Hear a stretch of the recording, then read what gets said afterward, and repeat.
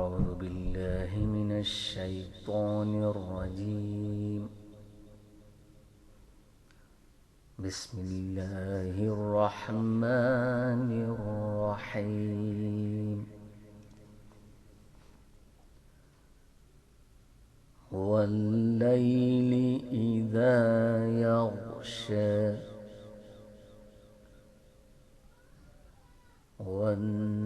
والنهار إذا تجلى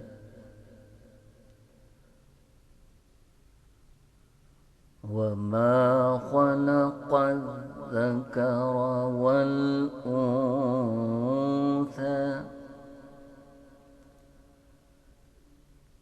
إن سعيكم لشتى فأما من أعطى واتقى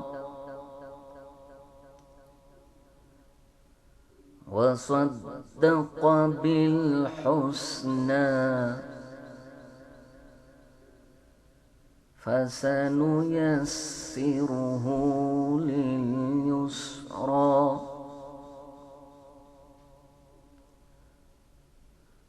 وأما من بخل واستغنى وكذب بالحسنى فسنيسره للعسرى وما يغني عنه ماله إذا تردى إن علينا للهدى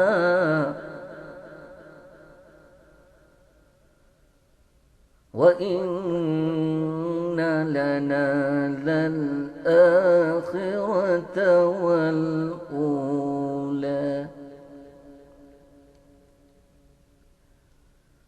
فأنذرتكم نارا تلظى لا يصلاها إلا الأشقى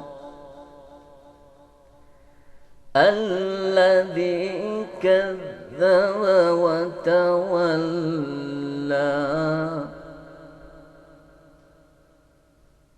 وسيجنبها الأتقى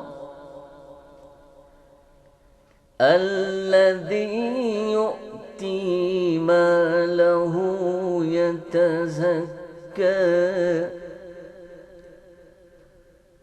وما لأحد عنده من نعمة تجزى إلا ابتغاء وجه ربه الأعلى ولسوف يرضى. بسم الله الرحمن الرحيم.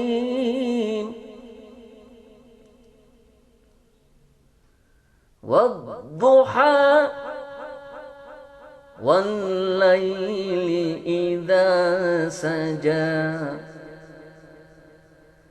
ما ودعك ربك وما قلى وللآخرة خير لك من الأولى ولسوف يعطيك ربك فترضى ألم يجدك يتيما فآوى ووجدك ضالا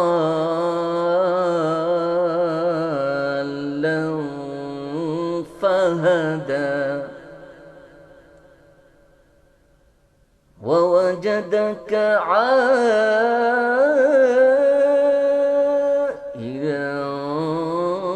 فأغنى فأما اليتيم فلا تقهر وأما السائل فلا تنهر وأما بنعمة ربك فحدث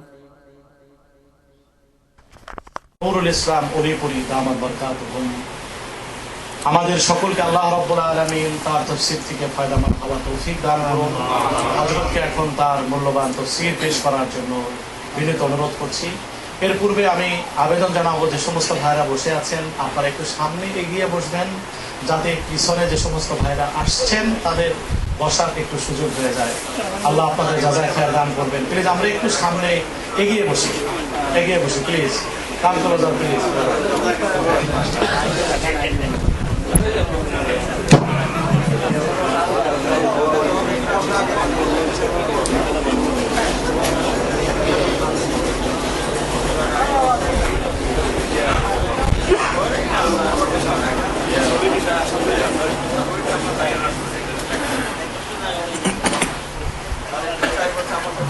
খাদেম ভাইদের প্রতি অনুরোধ, যদি এখানে জায়গা ফুল হয়ে যায় তাহলে মানুষদেরকে কষ্ট না দিয়ে আপনারা একটু প্লিজ, যাতে করে বাইরে এবং ফার্স্ট ফ্লোরে তারা বসতে পারেন, আপনারা একটু এই ব্যাপারে একটু খেয়াল রাখবেন। জি, ওকে।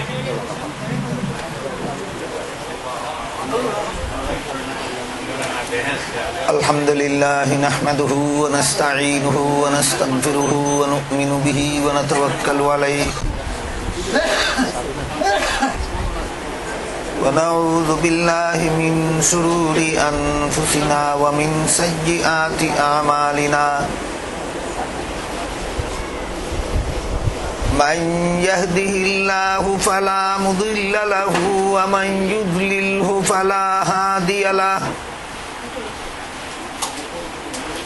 ونشهد أن لا إله إلا الله وحده لا شريك له ونشهد أن سيدنا ونبينا ومولانا محمدا عبده ورسوله صلى الله تعالى عليه وعلى آله وأصحابه وبارك وسلم.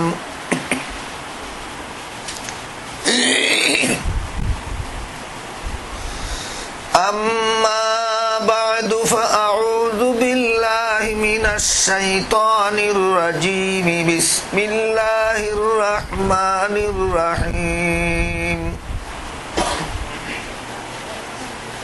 له ما في السماوات وما في الأرض وما بينهما وما تحت الثرى.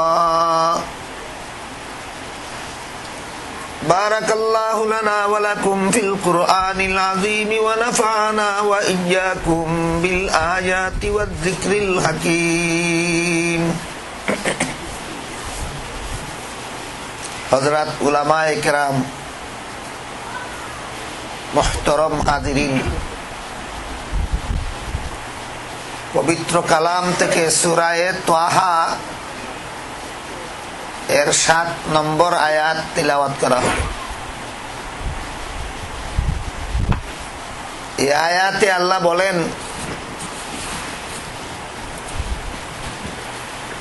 আসমানগুলিতে এবং জমিনে যা কিছু আছে এবং আসমান জমিনের মধ্যবর্তী স্থানে যা কিছু আছে এবং পাতালপুরীতে যা কিছু আছে, এক কথায় আল্লাহর গোটা সৃষ্ট জগতে যা কিছু আছে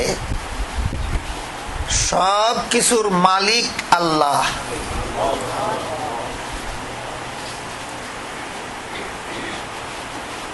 এই জগতে এমন একটা দুলার কণাও নাই,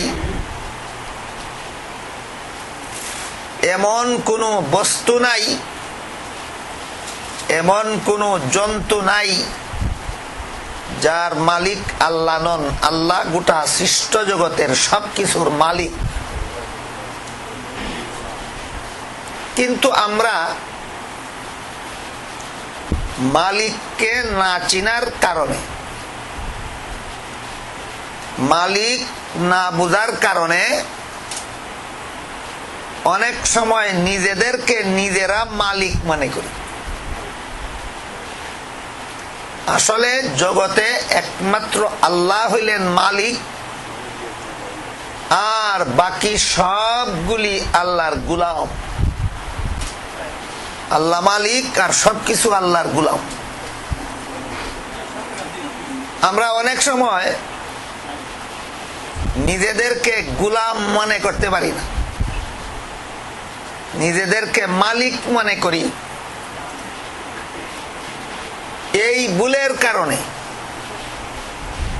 দুনিয়ার জীবনে মানুষের যত কষ্ট, যত বিপদ আপদ আসে, আখিরাতের জীবনে যত শাস্তি, যত আযাব আসবে, একটা মাত্র ভুলের কারণেই আসবে। সেটা হইল তুমি গোলাম হইয়া তোমার নিজেকে তুমি মালিক মনে করলা। কেন? তুমি তো মালিক না, তুমি তো গোলাম।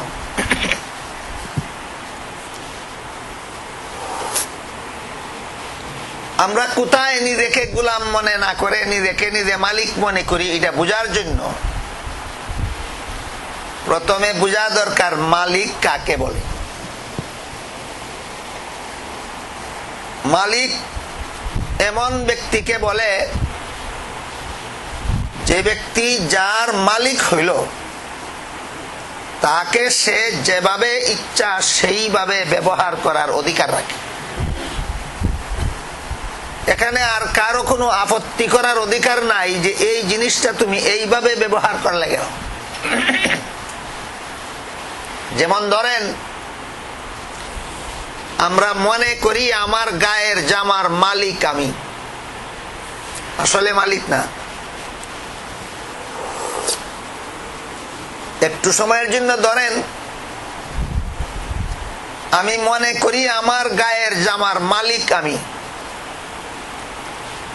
এই জামাটা আমি কখন ব্যবহার করব, কখন করব না, কিভাবে ব্যবহার করব, কিভাবে করব না, কিভাবে জামাটাকে সাজাইব, কিভাবে সাজাইব না, এই ব্যাপারে অন্য কোন লোকের ইনফরমেশন দেওয়ার অধিকার আছে না? একমাত্র আমার অধিকার, একমাত্র আমার অধিকার। আমার গায়ের জামা আমি যখন ইচ্ছা গায়ে দিব, যখন ইচ্ছা দেব না। আমার গায়ের জামা আমি যেভাবে ইচ্ছা গায়ে দিব, সেভাবে ইচ্ছা সেভাবে দিব। আমার গায়ের জামা আমি কিভাবে সাজাইব সেটা আমার ব্যাপার। কারো অধিকার নাই আমাকে এই কথা বলার যে তুমি এই জামাটা এখন গায়ে দিলা কেন, এটা আমার, আমি এটার মালিক, আমি যখন মনে যায় তখন গায়ে দিব। তাহলে কোন ব্যক্তি যার মালিক হয়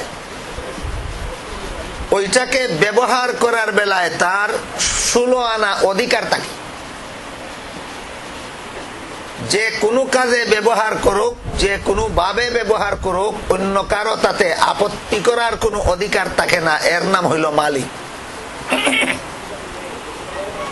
এখন আল্লাহ যদি আমার মালিক হইয়া থাকে আর আমি যদি আল্লাহর গোলাম হইয়া থাকি, তাহলে আমার যেভাবে মনে চায় আমি সেভাবে চলবো, না মালিক যেভাবে নির্দেশ করেন সেইভাবে চলবো? এবার বলেন তো, দুনিয়াতে মালিক চিনে কতজনে? মালিকের নির্দেশ মতো কতজন চলে? সে তো নিজের মালিক মনে করে, আমার যেভাবে মনে চায় সেভাবে চলবো। আমার চলাফেরার মধ্যে আবার বিধিনিষেধ আরোপ করার অধিকার কার? দুনিয়ার বেশিরভাগ গুলামেরা, মানুষের মধ্যে বেশিরভাগ গুলামেরা মালিক চিনে না, মালিককে মালিক মনে করে না, নিজেকে মালিক মনে করে। এই ভুলের কারণে দুনিয়ার জীবনে যত অশান্তি হয় তা একই ভুলের কারণে আখিরাতের জীবনে যত শাস্তি হবে সব একই ভুলের কারণে। তুমি গোলাম হইয়া তোমার নিজেকে নিজে মালিক মনে করলা কেন?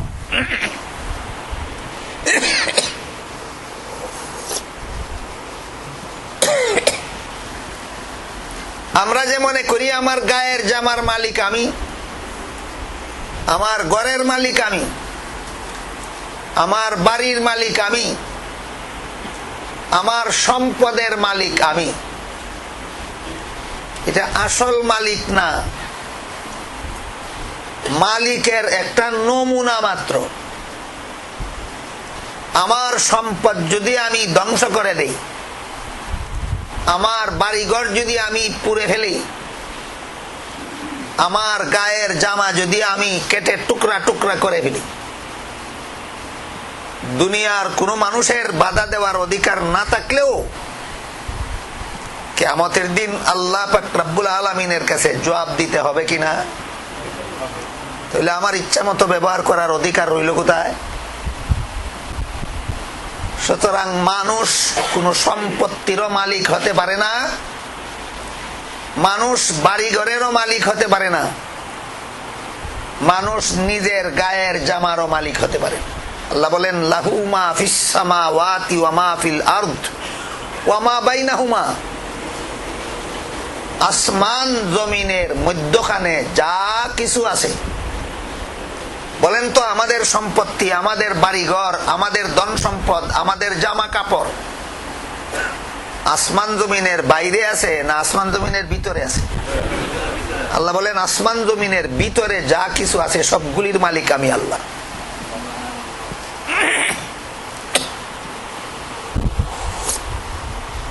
এই জন্যই হাদিস শরীফে হযরত রাসূল করিম সাল্লাল্লাহু আলাইহি ওয়াসাল্লাম বলেন, কাল হাসরের মাঠে একটা আদম সন্তানকেও নড়াচড়া করতে দেওয়া হবে না,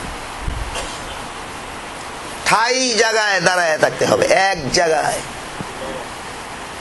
মুফাসসিরিনে কেরাম লিখেছেন, রাসূল যে বলেছেন হাসরের মাঠে মানুষগুলি উলঙ্গ অবস্থায় এক জায়গায় দাঁড়ায় থাকতে হবে উত্তপ্ত সূর্যের নিচে 50,000 বছর। কতদিন? 50,000 বছর। এক জায়গায় যে দাঁড়ায় থাকবে 50,000 বছর, জায়গার পরিমাণ কত? কতটুকু জায়গায় একজন মানুষ দাঁড়াইবে? মুফাসসিরিন কেরাম তাফসীরের কিতাবে লিখেছেন, একটা মানুষ দুই পায়ে দাঁড়াইতে তার দুই পায়ের তালুর নিচে যে পরিমাণ জায়গা হয়, দুই পায়ের তালুর নিচে কি পরিমাণ জায়গা হয়? 6 হাত, 3 হাত, এক হাতও না, মাত্র আদাত আদাত। এক পায়ের তালুর নিচে আদাত আর এক পায়ের তালুর নিচে আদাত, বস। এর বেশি জায়গায় পাওয়া যাবে না হাসরের মাঠে দাঁড়াইবে। আল্লাহ পাক রব্বুল আলামিন নিজে কোরআনে বলেন, ইয়াউমান কানা মিকদারুহু 50,000 সানা। ওই দিনের পরিমাণ হবে দুনিয়ার বৎসরের হিসাবে 50,000 বৎসরের সমান। কিয়ামতের দিন হবে দুনিয়ার 50,000 বৎসরের সমান। এই 50,000 বৎসর পরিমাণ সময় হাসরের মাঠে দাঁড়াইয়া থাকতে হবে। আল্লাহ রাসূল বলেন, যতক্ষণ পর্যন্ত 5টা প্রশ্নের জবাব দিতে না পারে। সমস্ত মানুষকে হাসরের মাঠে 5টা প্রশ্নের জবাব না, 5টা প্রশ্ন না করা পর্যন্ত সে নড়াচড়া করতে পারবে না, ঠাই জায়গায় দাঁড়িয়ে থাকতে হবে। প্রথম প্রশ্ন, আন উমারিহি ফিমা আফনাহ, দুনিয়ার জীবন কোন কাজে বিলীন করেছ? এবার বলেন, আমাদের জীবনের মালিক আমরা, আমার জীবনের মালিক আমি হইয়া থাকলে আল্লাহর কাছে আমার জীবন কোন কাজে কাটাইলাম জবাব দিতে হবে কেন? রাসূলের হাদিসের অংশটা বুঝে থাকলে বলুন, দুনিয়ার জীবন কোন কাজে বিলীন করেছ, এই প্রশ্নের জবাব হাসরের মাঠে আল্লাহর কাছে প্রত্যেকটা মানুষকে দিতে হবে কিনা? তাহলে আমার জীবনের মালিক কে? জীবন কোন কাজে কাটাও? হালাল কাজে কাটাও না হারাম কাজে কাটাও? আমার গুলামিতে জীবন কাটাও না তোমার মনের গুলামিতে জীবন কাটাও? হাসরের মাঠে আল্লাহর দরবারে প্রথম নম্বর প্রশ্নের জবাবে বলতে হবে। তারপরে আল্লাহ রাসূল বলেন 2 নম্বর প্রশ্ন হবে হাসরের মাঠে, ওয়ান শাবাবিহি ফিমা আফনাহ, যৌবন কালে কি করেছ? যৌবন কালটা কোন কাজে বিলীন করেছ? তাহলে এতক্ষণের কথা বুঝে থাকলে বলুন, এবার আমার যৌবনের মালিক কে? তাহলে আমার ইচ্ছা মতো যৌবন কাটাইলে হবে না মালিকের কাছে জবাব দিতে হবে? এবার বুঝে থাকলে বলেন, কতজন মালিক চিনে? মালিক চিনে কতজন? সবাই তো নিজের নিজে মালিক মনে করে।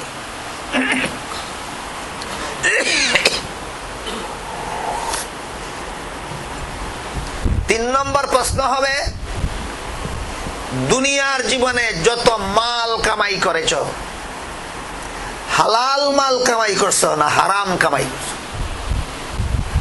তাহলে আমার মালের মালিক আমি, আমি মালিক হয়ে থাকলে আরেক মালিকের কাছে জবাব দিতে হবে কেন? মালিক কি তারে বলে যে যে জিনিসের মালিক এই জিনিসের ব্যাপারে আরেকজনের কাছে জবাব দিতে হবে, এটার নাম মালিক? আমার মালের মালিক তো আমি না, মালের মালিক তো আল্লাহ। আমরা যে নিজেদেরকে নিজেরা বাড়ির মালিক, ঘরের মালিক, সম্পত্তির মালিক, জামা কাপড়ের মালিক, এগুলির মালিক যে বলি, মালিকের সামান্য একটু নমুনা পাওয়া যায়, আসল মালিক নয়। কি নমুনা পাওয়া যায়? আমার বাড়িতে আমি কিভাবে ঘর বানাইব না বানাইব সেটা আমার অধিকার। আমার জামা আমি কিভাবে গায়ে দিব না দিব সেটা আমার অধিকার। অন্য কোনো মানুষে এখানে বাধা দেওয়ার অধিকার নাই এই হিসাবে। কিন্তু অন্য কোনো মানুষে বাধা দিবার অধিকার না থাকলেও মূল মালিকের অধিকার আসেনি।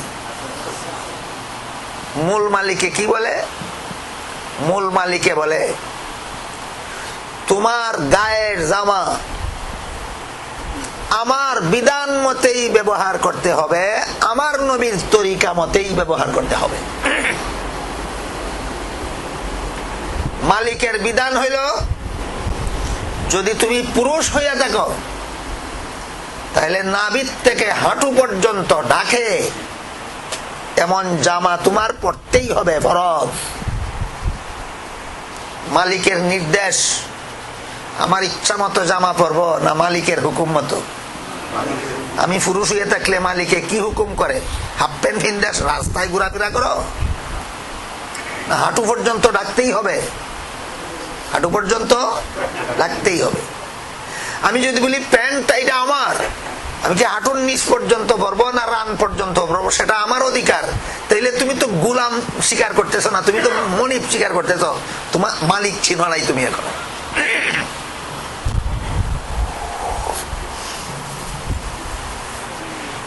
আর যদি মেয়ে লোক হইয়া থাকে তাহলে নামাজে 3 অঙ্গ ছাড়া সমস্ত শরীর ঢাকতেই হবে। তুমি পুরুষ হইয়া থাকলে নাভির থেকে হাঁটু পর্যন্ত ঢাকা ফরজ। এর ভিতরের কোন অংশ খোলা থাকে এমন জামা তুমি পড়তে পারো না। সুতরাং জামার মালিক আমি না, আমার মালিক আল্লাহ। যদি তুমি নারী হইয়া থাকো তাহলে 3 অঙ্গ ছাড়া সমস্ত শরীর ঢাকে এমন পোশাক পরতেই হবে। 3 অঙ্গ কি কি? মুখমণ্ডল, হাতের পাঞ্জা, পায়ের পাতা। নামাজের মধ্যে এই 3 অঙ্গ খোলা থাকলেও মেয়ে লোকের নামাজ হবে। পুরুষের সামনে, ভিন্ন পুরুষের সামনে, যে পুরুষের সাথে নারীর পর্দা ফরজ, এই পুরুষের সামনে নারীর শরীরের কি পরিমাণ অংশ ঢাকতে হবে? আল্লাহ বলেন ওয়ালা ইউবদিনা জিনাতাহুন্না, তোমার শরীরের যে অংশ দেখলে যে কোনো যুবক পুরুষের মনে লোভ লালসা জাগে, আবার দেখতে চায়, যে অংশ দেখলে যুবকের মনে লোভ জাগে আবার দেখার জন্য, এটা খোলা রাখা যাবে। যুবতী নারীর শরীরের যে অংশ দেখলে যুবকের মনে আরো দেখার লোভ জাগে, এইটা পুরুষের সামনে খোলা যাবে না। কথা বুঝে থাকলে আপনারা বলেন, যুবতী নারীর হাতের পাঞ্জা দেখলে যুবকের মনে বেশি লোভ জাগে আবার দেখার, মাথার চুল দেখলে বেশি লোভ লাগে আবার দেখার, মাথা দেখলে বেশি লোভ লাগে আবার দেখার, না মুখ দেখলে বেশি লোভ লাগে আবার দেখার? যে অংশ দেখলে বেশি লোভ লাগে না এটা ঢাকলাম, আর যে অংশ বেশি লোভের সাথে দেখে সেটা খুলে দিলাম, আমার কাণ্ড জ্ঞান গেল কোথায়?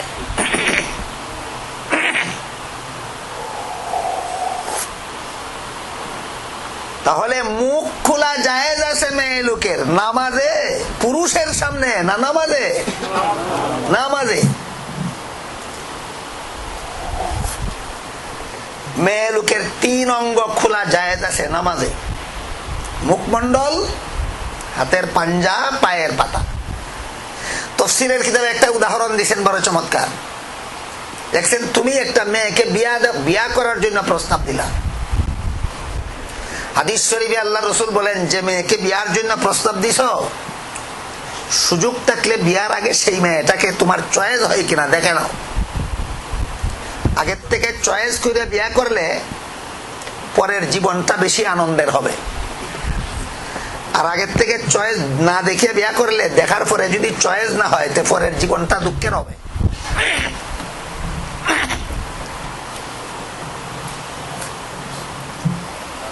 কাজেই রাসূলের তরিকা মতে তুমি যেই মেয়েটাকে বিয়া করার জন্য প্রস্তাব দিয়েছো, এই মেয়েটাকে তুমি যদি দেখার জন্য যাও, মেয়েটা যদি বলে তুমি আমার পা দেখে নাও, আমার হাত দেখে নাও, আমার মাথা দেখে নাও, আমার মাথার চুল দেখে নাও, মুখ দেখাবো না, বিয়া করবে কিনা বলো? কেন করবে না? যেটা কম সুন্দর এটা দেখায়, যেটা বেশি সুন্দর এটা দেখায় না, কেন বিয়া করলাম? বিয়া করতে গেলে দেখি বুঝো কোনটা কম সুন্দর আর কোনটা বেশি সুন্দর। আর আল্লাহ যে কোরআনে বলছেন মেয়ে লোকের শরীরের সমস্ত সুন্দর পুরুষের সামনে ডেকে রাখতে হবে, আল্লাহর সেই বিধান গেল কোথায়? তাইলে বোঝা গেল আমার মালিক আমি না, আমার পোশাকের মালিক আমি না। পুরুষ হয়ে থাকলে মানুষের সামনে যাওয়ার সময় নাভির থেকে হাঁটু পর্যন্ত ঢাকা আমার জন্য ফরজ। ঢাকে না এমন পোশাক পরতে পারবো না, কারণ আমি মালিক না, আমি গোলাম। আমার মালিকে যেভাবে বলে সেইভাবেই আমার পোশাক পরতে হবে। আমি মেয়ে হয়ে থাকলে আমার মালিকে যেভাবে হুকুম করে সেইভাবেই আমাকে পোশাক পরতে হবে। আমার যেভাবে মনে চায় সেভাবে পরলে হবে না। আমি মালিক না, আমি দাস, আমি গোলাম। এই জন্য হাদিস শরীফে আল্লাহ রাসূল বলেন হাসরের মাঠে 4 নম্বর প্রশ্ন হবে। আগের 3টা কি মনে আছে? 1 নম্বর, দুনিয়ার জীবন কোন কাজে বিলীন করেছো? 2 নম্বর, যৌবন কালে কি করেছো? সুতরাং আমার যৌবনের মালিক কে? কারণ আল্লাহর কাছে জবাব দিতে হবে যৌবন কালে। বর্তমান সমাজের বেশিরভাগ মুসলমান মনে করে যৌবন কালে মস্তানি করে কাটাই, ইবাদত বন্দেগী কিছু করতে হইলে বুড়া কালে করব। যে শয়তানের সবচেয়ে বড় দুঃখা। হাদিস শরীফে আল্লাহ রাসূল বলেন, কাল হাসরের মাঠে আল্লাহর আরশের ছায়ার নিচে 7 দল মানুষ ছায়া পাইবে। যারা ছায়া পাইবে তারাই নাজাত পাইবে, যারা ছায়া পাইবে না তারা নাজাত পাইবে। হাসরের মাঠে আল্লাহর আরশের ছায়ার নিচে 7 দল মানুষ ছায়া পাইবে। এর মধ্যে এক দল শাবুন নাশাআ ফি ইবাদাতিল্লাহ, যৌবন কাল থেকে যারা আল্লাহর গোলামি করে। হাদিস শরীফে আল্লাহ রাসূল এই কথাটা বেঠিক কইছেন? রাসূল কোন কথা বেঠিক বলেন? রাসূল বলেন যৌবন কাল থেকে যদি আল্লাহর গোলামি করো তাহলে আল্লাহর আরশের ছায়ার নিচে ছায়া পাইবে হাসরের মাঠে। আর আরশের ছায়ার নিচে যারা ছায়া পাইবে তারাই জাহান্নাম থেকে নাজাত পাইয়া জান্নাতে যাবে। বুঝা থাকলে বলেন, ইবাদতের সময় কখন হয়? বুড়া হইলে পরে না যৌবন কালে? যৌবন কালে। বরং তাফসীরের কিতাবে লেখা আছে, যৌবন কাল থেকে যারা আল্লাহর গোলামি করেছিল, বৃদ্ধ হওয়ার কারণে যদি সঠিকভাবে করতে নাও পারে তবুও সঠিকভাবে করার সওয়াব পাইতে থাকবে। যৌবন কালে মসজিদে গিয়া জমাতে নামাজ পড়তো, বৃদ্ধ হওয়ার কারণে ঘর থেকে বের হয়ে মসজিদে নামাজের জন্য যাইতে কষ্ট হয়, এই জন্য ঘরে একা একা নামাজ পড়ে। মুফাসসিরিন কেরাম লিখেছেন, যতদিন পর্যন্ত এই বুড়া লোকটা একা একা ঘরে নামাজ পড়বে ততদিন পর্যন্ত মসজিদে গিয়া জমাতে নামাজ পড়ার সওয়াব পাইবে। কেন? যৌবন কালে ডিউটি ঠিক মতে করেছিল। বুঝে থাকলে বলেন তো ইবাদতের সময় কোনটা? ইবাদতের সময় বার্ধক্যের সময়, ইবাদতের সময় না। ইবাদতের সময় হইল যৌবন কাল। 1 নম্বর প্রশ্ন হবে, তোমার দুনিয়ার জীবন কোন কাজে বিলীন করেছো? 2 নম্বর প্রশ্ন হবে, যৌবন কালে কি করেছো? 3 নম্বর প্রশ্ন হবে, মাল কামাই করেছো দুনিয়ার জীবনে, যত মাল হালাল উপায়ে কামাই করেছো না হারাম উপায়ে কামাই করেছো? কত নম্বর গেল? 4 নম্বরে প্রশ্ন হবে, দুনিয়ার জীবনে যত মাল উপার্জন করেছিলে এইগুলি হালাল কাজে খরচ করেছো না হারাম কাজে খরচ করেছো? বলেন তো, বর্তমান দুনিয়ার কোন মুসলমান হারাম কাজে কোন মাল খরচ করে? মোটেও না। অনেক মুসলমান এমন আছে, হারাম উপায়ে মাল উপার্জন করতে করতে আর হারাম কাজে মাল খরচ করতে করতে এত বড় বদভ্যাস হয়েছে যে এই কামাই যে হারাম এটা বুঝেই না, এই কাজে খরচ করা যে হারাম এটা এখন আর বুঝেই না। হালাল কি আর হারাম কি বুঝেই না। অথচ আল্লাহ পাক রব্বুল আলামিন বলেন, ওয়ামান আহাতাত বিহি খাতিআতুহু ফাউলাইকা আসহাবুন নারি হুম ফিহা খালিদুন। মানুষ যখন গুনাহ করে, হারাম কাজ করে, তার অন্তরের মধ্যে যে ঈমান আছে, ঈমান কোথায় থাকে? অন্তরে। এই আলোচনা পরে হবে, ঈমান অন্তরে কিভাবে থাকে। 8 নম্বর আয়াতের তাফসীরে আলোচনা হবে ঈমান অন্তরে থাকে এবং কিভাবে থাকে, অন্তরে ঈমান কিভাবে থাকে। মানুষ যখন কোনো হারাম কাজ করে, কোনো গুনাহ করে, তখন তার অন্তরে যে ঈমান আছে, ঈমানের মধ্যে একটা কালো দাগ পড়ে। যখন আরেকটা গুনাহ করে, আরেকটা কালো দাগ, আরেকটা গুনাহ করে, আরেকটা কালো দাগ পড়ে। নবী রাসূলের আমলে, নবী রাসূলের মুখ থেকে, নবী রাসূলের অবর্তমানে হক্কানি উলামায়ে কেরামের মুখ থেকে যখন শুনে গুনাহ নিয়ে মরলে জাহান্নামের শাস্তি ভোগ করতে হবে, সেই জাহান্নামের ভয়ে আল্লাহর কাছে কাকুতি মিনতি করে, কান্নাকাটি করে যদি প্রতিজ্ঞাবদ্ধ হয় যে আল্লাহ, অতীতের গুনার জন্য আমি মাপ চাই, লজ্জিত হইলাম, কথা দিলাম ভবিষ্যতে আর কোনোদিন গুনাহ করব না। কাপড়ের মধ্যে ময়লা লাগলে, ধুলাই করলে যেমন কাপড় পরিষ্কার হইয়া যায়, গুনাহগার এইভাবে আল্লাহর কাছে তওবা করলে তার অন্তরের ইমানের কালো দাগ পরিষ্কার হইয়া যায়।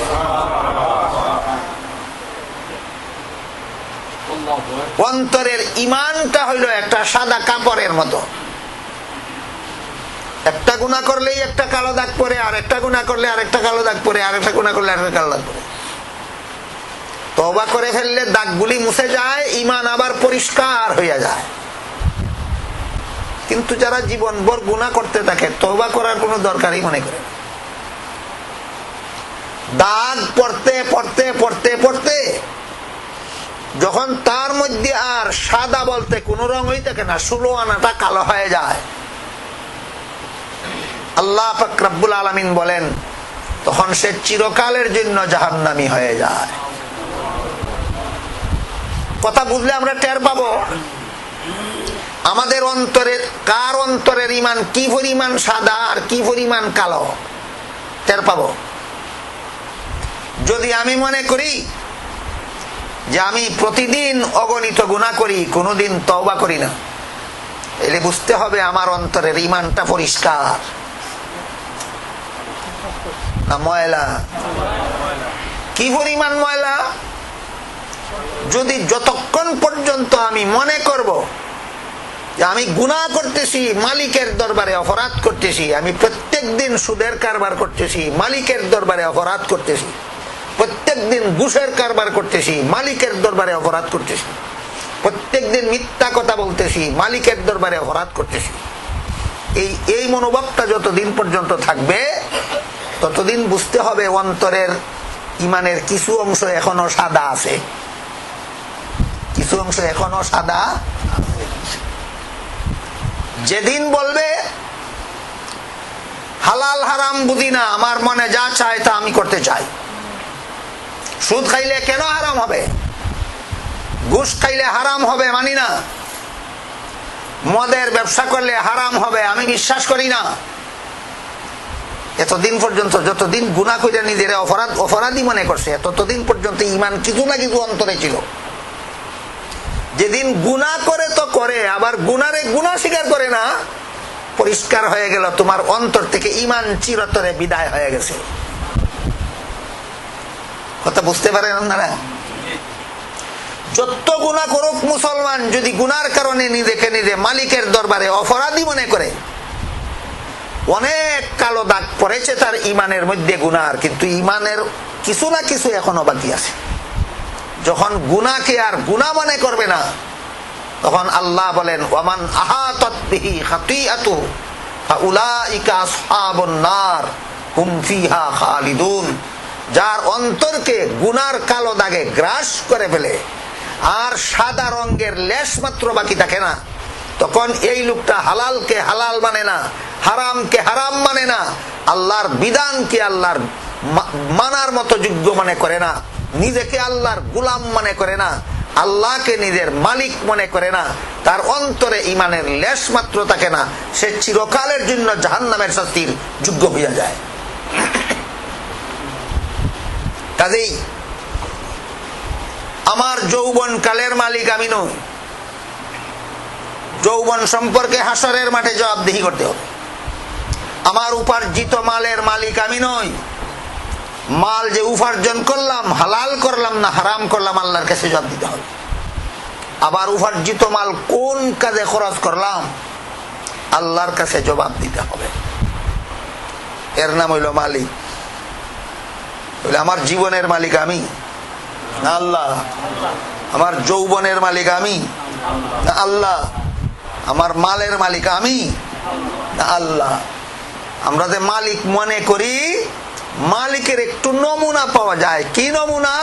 আমার বাড়িতে আমি কিভাবে ঘর বানাবো সেটা আমার ব্যাপার, অন্য কোনো মানুষ বাধা দেওয়ার অধিকার নাই। আল্লাহর অধিকার নাই? তাহলে আমি ঠিকই মালিক না মালিকের একটু নমুনা মাত্র? মালিকের একটু নমুনা ভাইয়া, আসল মালিক মনে করে বসে। এই জন্য আল্লাহ পাক রব্বুল আলামিন সূরা তাহার 7 নম্বর আয়াতে বলেন লাহু মা ফিস সামাওয়াতি ওয়া মা ফিল আরদি। আসমানগুলিতে যা কিছু আছে, জমিনগুলিতে যা কিছু আছে, আসমান জমিনের মধ্যে যা কিছু আছে সবগুলির মালিক আল্লাহ। সবগুলির মালিক আল্লাহ। এখন মালিকের জিনিস আমাদেরকে ব্যবহার করতে দিয়েছে, ব্যবহারের পারমিশন পাইয়া আমরা মালিক সাজিয়া বসি, নিজেরে নিজে মালিক মনে করি। বুঝে থাকলে বলেন, আমার হায়াত এর মালিক আমি না আল্লাহ আমাকে ব্যবহার করতে দিয়েছেন? আমার জীবনের মালিক আমি নই, আল্লাহ আমাকে ব্যবহার করতে দিয়েছেন। আমার যৌবনের মালিক আমি নই, আল্লাহ আমাকে ব্যবহার করতে দিয়েছেন। আমার সম্পদের মালিক আমি নই, আল্লাহ আমাকে ব্যবহার করতে দিয়েছেন। আমার বাড়িঘরের মালিক আমি নই, আল্লাহ আমাকে ব্যবহার করতে দিয়েছেন। আমার গায়ের জামা, আমার পকেটের পয়সার মালিক আমি নই, আল্লাহ আমাকে ব্যবহার করতে দিয়েছেন। এই জন্য আল্লাহর মালিকানার জিনিস তুমি মালিকের বিধান মতে ব্যবহার করেছ না নিজের ইচ্ছা মতে ব্যবহার করেছ?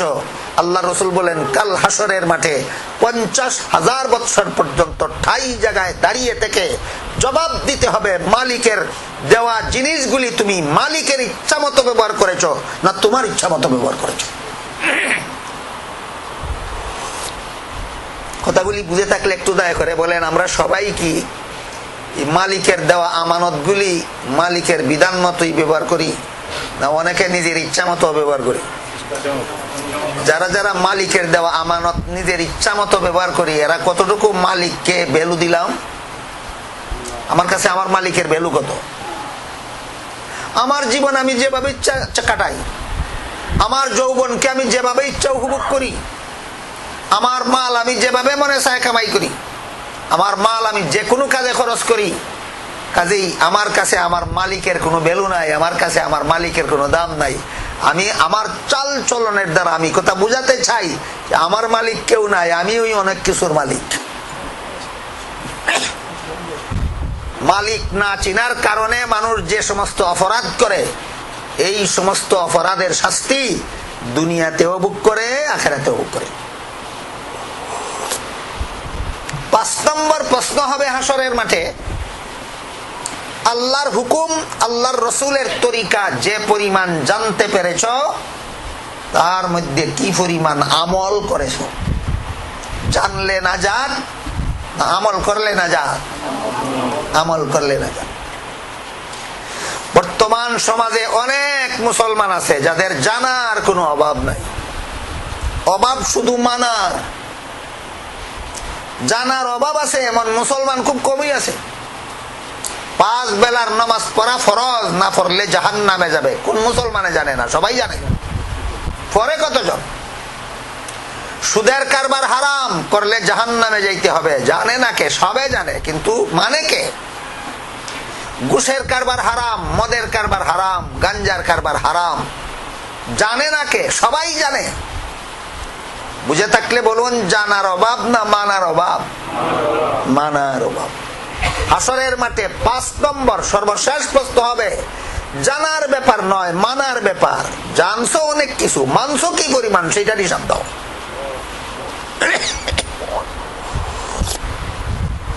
হাসরের মাঠের প্রশ্নোত্তরের দ্বারা আমরা কোন কথাটা বুঝতে পারলাম?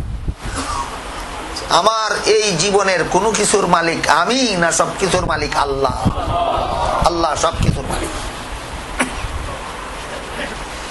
আল্লাহ অন্য আয়াতে বলেন, কুল্লুল্লাহু কানিতুন, আমি সবকিছুর মালিক এবং আমার অধীনস্থ সবকিছু আমার গোলামি করে, আমার আনুগত্য করে।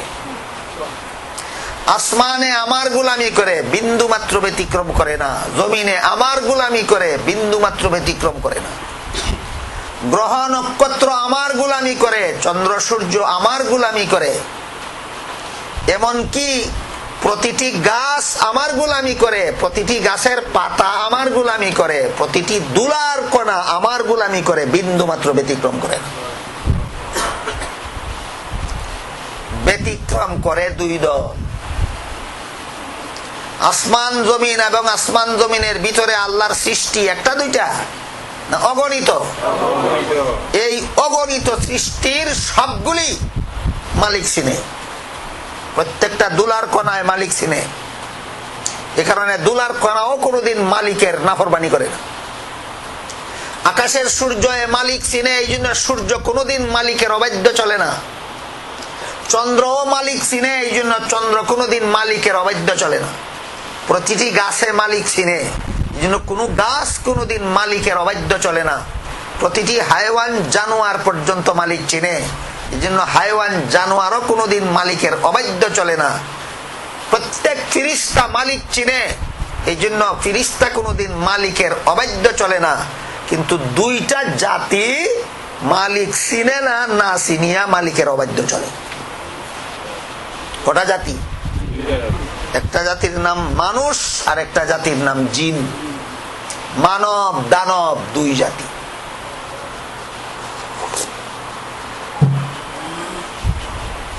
আল্লাহর গোটা সৃষ্ট জগতের মধ্যে সমস্ত মখলুকাত, সমস্ত সৃষ্ট মালিককে মালিক হিসাবে চিনে, মালিককে মালিক হিসাবে মানে, নিজেকে মালিকের গোলাম মনে করে এবং প্রতিটি মুহূর্তে মুহূর্তে যথাযথভাবে মালিকের গোলামি করে। আল্লাহ এক আয়াতে বলেন, ওয়া ইম মিন শাইইন ইল্লা ইউসাব্বিহু বিহামদিহি ওয়ালাকিন লা তাফকাহুনা তাসবিহাহুম। আমার গোটা সৃষ্ট জগতে এমন একটি পদার্থ নাই যে আমার পবিত্রতা বর্ণনা করে না, যে আমার তসবিহ পড়ে না, যে আমার জিকির করে না, যে আমার গোলামি করে না। কিন্তু তোমরা বুঝতে পারো না দুলার কোনা আমার গোলামি কিভাবে করে, তোমরা বুঝতে পারো না সূর্য আমার গোলামি কিভাবে করে, তোমরা বুঝতে পারো না চন্দ্র আমার গোলামি কিভাবে করে, তোমরা বুঝতে পারো না প্রতিটি গাছ, প্রতিটি গাছের পাতা আমার গোলামি কিভাবে করে। মুফাসসিরিনে কেরাম লিখেছেন প্রত্যেকটা গাছে আল্লাহর গোলামি কিভাবে করে এটা মানুষে বোঝার মতো একটা সহজ ব্যবস্থা হলো। আল্লাহ এক একটা গাছ সৃষ্টি করেছেন এক এক রকমের ফল অথবা এক এক রকমের ফুল দেওয়ার জন্য। আম গাছকে আম ফল দেওয়ার হুকুম করেছেন, এই জন্য আম গাছ কোনোদিন জাম দেয় না। কার গোলামি করার জন্য? আল্লাহর গোলামি। আল্লাহ আঙ্গুর গাছকে হুকুম করেছেন আঙ্গুর ধরার জন্য, আঙ্গুর গাছে কোনোদিন তেঁতুল ধরে না। কার গোলামি করে? আল্লাহর গোলামি। যদি আঙ্গুর গাছে কোনোদিন জাম ধরতো, কোনোদিন তেঁতুল ধরতো, কোনোদিন আমড়া ধরতো, তাহলে প্রমাণ হইতো গাছে আল্লাহর গোলামি করে না, মালিক চিনে না। আল্লাহ বলেন গাছে মালিক চিনে এবং অনন্ত চিরকাল পর্যন্ত কিয়ামত পর্যন্ত প্রতিটি গাছে আমার গোলামি করবে। যেই গাছকে যেই ফল দেওয়ার হুকুম করেছি, এই গাছ এই ফল ছাড়া ভিন্ন ফল কোনোদিন দিবে না। যেই গাছকে যেই ফুল দেওয়ার হুকুম করেছি, এই গাছ এই ফুল ছাড়া অন্য ফুল কোনোদিন দিবে না। কারণ গাছ আমি মালিককে চিনে এবং গাছ যথাযথভাবে সারা জীবনভর আমি মালিকের গোলামি করে। বুঝে থাকলে বলুন তো, গাছে মালিকের গোলামি করেনি? মালিক চিনেনি? চিনে। গাছে মালিক চিনে, মালিকের গোলামি করে। প্রতিটি দুলার কোনায় মালিক চিনে, মালিকের গোলামি করে। আকাশের চন্দ্র সূর্য মালিক চিনে, মালিকের গোলামি করে। কিন্তু দুই জাতি মালিক চিনতে চায় না, চিনার পরেও মালিকের গোলামি করতে চায় না, মানব আর দানব। এই জন্য আল্লাহ এক আয়াতে বলেন,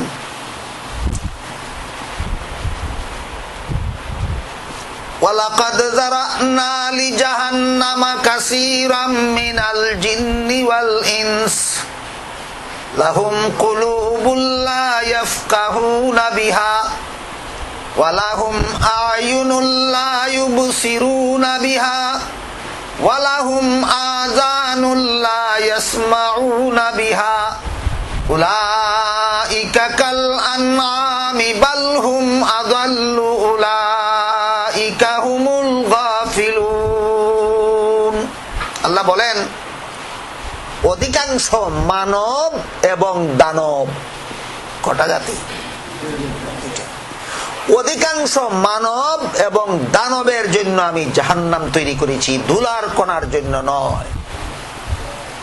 গাছের জন্য জাহান্নাম বানাই নাই, মাছের জন্য জাহান্নাম বানাই নাই, হায়ওয়ান জানোয়ারের জন্য জাহান্নাম বানাই নাই, আসমান জমিন গ্রহ নক্ষত্র চন্দ্র সূর্যের জন্য জাহান্নাম বানাই নাই। দুইটা জাতির জন্য জাহান্নাম বানাইছি, মানব আর দানব। এতক্ষণের কথা বুঝে থাকলে বলেন, মানব দানব ছাড়া আর কোনো কিছুর জন্য আল্লাহ জাহান্নাম বানাইলেন না কেন? মালিক চিনে এবং তার গোলামিও কিছু কম করে, ঠিকভাবে করে, ব্যতিক্রম করে। কত জাতি? এই জন্য আল্লাহ বলেন 2 জাতির জন্য জাহান্নাম বানাইছি। অন্য আয়াতে আল্লাহ পাক রব্বুল আলামিন বলেন,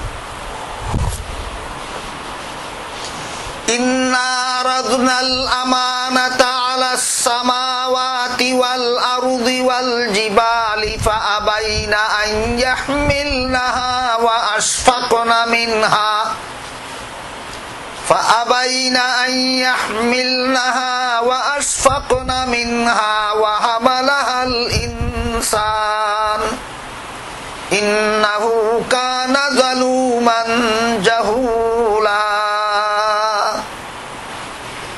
আমি জান্নাত জাহান্নামের কথা আসমান জমিনের কাছে পেশ করেছি, পাহাড় পর্বতের কাছে পেশ করেছি। এরা জাহান্নামকে এত ভয় পায় যে দায়িত্ব গ্রহণ করলে, পালন করতে না পারলে জাহান্নামে যাইতে হবে, সেই দায়িত্ব গ্রহণ করার সাহস পর্যন্ত করে নাই। আয়াতের ব্যাখ্যাটা একটু পরে বুঝলে পরিষ্কার ভাবে বুঝে আসবে। এর আগে একটু পূর্ব কথা আমরা বুঝে নিই। 2 জাতি আল্লাহর অবাধ্য চলে, মালিক চিনে না, মালিকের অবাধ্য চলে, এই ক্ষমতা দিলেন কেন? সূর্যকে আল্লাহর অবাধ্য চলার ক্ষমতাই দিয়েছেন না। যে হুকুম করেছেন সেই হুকুম মানতে বাধ্য করে দিয়েছেন। চন্দ্রকে আল্লাহ যে আদেশ করেন সেই আদেশ মানতে বাধ্য করে দিয়েছেন, ব্যতিক্রম করার ক্ষমতাই নাই। গ্রহ নক্ষত্রকে আল্লাহ যে হুকুম দিয়েছেন সেই হুকুম পালন করতে বাধ্য করে দিয়েছেন, ব্যতিক্রম করার ক্ষমতাই নাই। কাঁঠাল গাছকে কাঁঠাল ফল দিতে আদেশ করেছেন, কাঁঠাল ছাড়া অন্য ফল দেওয়ার ক্ষমতাই নাই। মানুষ এবং জিন 2 জাতিকে আল্লাহর হুকুম লঙ্ঘন করার ক্ষমতা দিয়েছেন, আর কাউকে ক্ষমতাই দেন নাই। যে হুকুম করেন সেই হুকুম পালন করতে বাধ্য করে দেন। 2 জাতিকে আল্লাহ যে হুকুম করেন সেই হুকুম লঙ্ঘন করার ক্ষমতা দান করেছেন। কোন কোন জাতি? আগে আমরা বুঝে নেই এই 2 জাতিকে লঙ্ঘন করার ক্ষমতা দিলেন কেন? আমাকে যদি সূর্যের মতো বাধ্য করে দিতেন তাহলে তো আমি লঙ্ঘন করতাম না, জাহান্নামী হইতাম না। আমাকে যদি যত আদেশ করেছেন সবগুলি পালন করার জন্য আসমান জমিন চন্দ্র সূর্যের মতো বাধ্য করে দিতেন তাহলে আমি লঙ্ঘন করতাম না, জাহান্নামের শাস্তির যোগ্য হইতাম না। আমাকে লঙ্ঘন করার ক্ষমতা দিলেন কেন?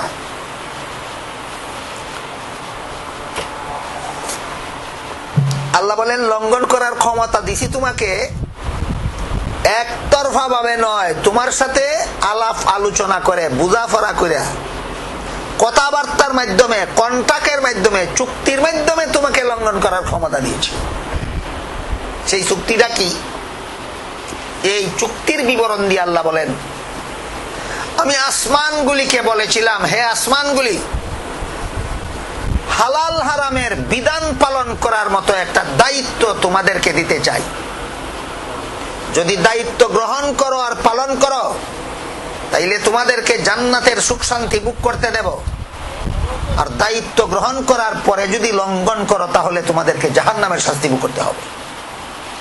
আসমানগুলি আল্লাহর কাছে জবাব দিল, হে আল্লাহ, যে দায়িত্ব নিলে পালন করলে তো জান্নাত পাওয়া যায়, কিন্তু লঙ্ঘন করলে জাহান্নামে যেতে হবে। এত বড় কঠিন দায়িত্ব গ্রহণ করার সাহস আমাদের নাই। দায়িত্বটা কি? হালাল হারামের বিধান পালন করার দায়িত্ব। আল্লাহ বলেন জমিনকেও আমি প্রস্তাব করেছি, জমিন সাহস করে নাই গ্রহণ করতে। আল্লাহ বলেন পাহাড় পর্বতকে আমি প্রস্তাব করেছি, পাহাড় পর্বত সাহস করে নাই গ্রহণ করতে। হালাল হারামের বিধান পালন করার দায়িত্ব গ্রহণ করবে, পালন করলে জান্নাতে যাবে, আর লঙ্ঘন করলে জাহান্নামে যাবে। এটা মামুলি দায়িত্ব না, অত্যন্ত গুরুত্বপূর্ণ দায়িত্ব। আসমান গ্রহণ করেনি, জমিন গ্রহণ করেনি, পাহাড় পর্বত গ্রহণ করেনি। আল্লাহ বলেন সর্বশেষে আমি মানুষকে বলেছি আমার হালাল হারামের বিধান পালন করার দায়িত্বটা তোমাদেরকে দিতে চাই। যদি গ্রহণ করো আর পালন করো, জান্নাতের সুখ শান্তি তোমাদেরকে চিরকাল ভোগ করতে দেব। হালাল হারামের বিধান পালনের দায়িত্ব গ্রহণ করার পরে যদি লঙ্ঘন করো তাহলে জাহান্নামের শাস্তি ভোগ করতে হবে। একই প্রস্তাব। আসমানগুলির কাছে যেই প্রস্তাব দিয়েছিলেন, জমিনগুলির কাছে যেই প্রস্তাব দিয়েছিলেন, পাহাড় পর্বতের কাছে যেই প্রস্তাব দিয়েছিলেন, শেষ পর্যন্ত মানুষের কাছে একই প্রস্তাব দিলেন। তারা কি বলেছিল? গ্রহণ করার মতো সাহস নাই। মানুষের কাছে যখন প্রস্তাব দিলেন, মানুষে গ্রহণ করতে চাই নাও বলল না, গ্রহণ করলামও বলল না। মানুষ বলল, হে আল্লাহ, তোমার হালাল হারামের বিধান পালনের দায়িত্ব গ্রহণ করলাম কি না তার পতা পরে বলবো। এর আগে তোমার কাছে জানতে চাই যে তোমার দেওয়া হালাল হারামের বিধান পালনের দায়িত্ব যদি আমরা গ্রহণ করি, তাহলে পালন করার ক্ষমতা তুমি আমাদেরকে দিবে কিনা, আগে বলো। আল্লাহ বলেন, আমার হালাল হারামের বিধান পালনের দায়িত্ব যদি তোমরা গ্রহণ করো, পালন করার ক্ষমতাও দিব, লঙ্ঘন করার ক্ষমতাও দিব। তখন মানুষগুলি আল্লাহকে বলল, হে আল্লাহ, যে দায়িত্ব পালন করলে জান্নাতে যাবে আর লঙ্ঘন করলে জাহান্নামে যাবে, সেই দায়িত্ব আমাদের গ্রহণ না করারও কোনো কারণ নাই, আর গ্রহণ করার পরে লঙ্ঘন করারও কোনো কারণ নাই। আমরা কথা দিলাম, দায়িত্ব গ্রহণ করলাম, পালন করব, লঙ্ঘন করব না। এইভাবে আমার সাথে পরিষ্কার কথাবার্তা আলোচনার মাধ্যমে, কন্টাক্টের মাধ্যমে মানুষ জাতি আমার কাছ থেকে দায়িত্বটা গ্রহণ করেছে।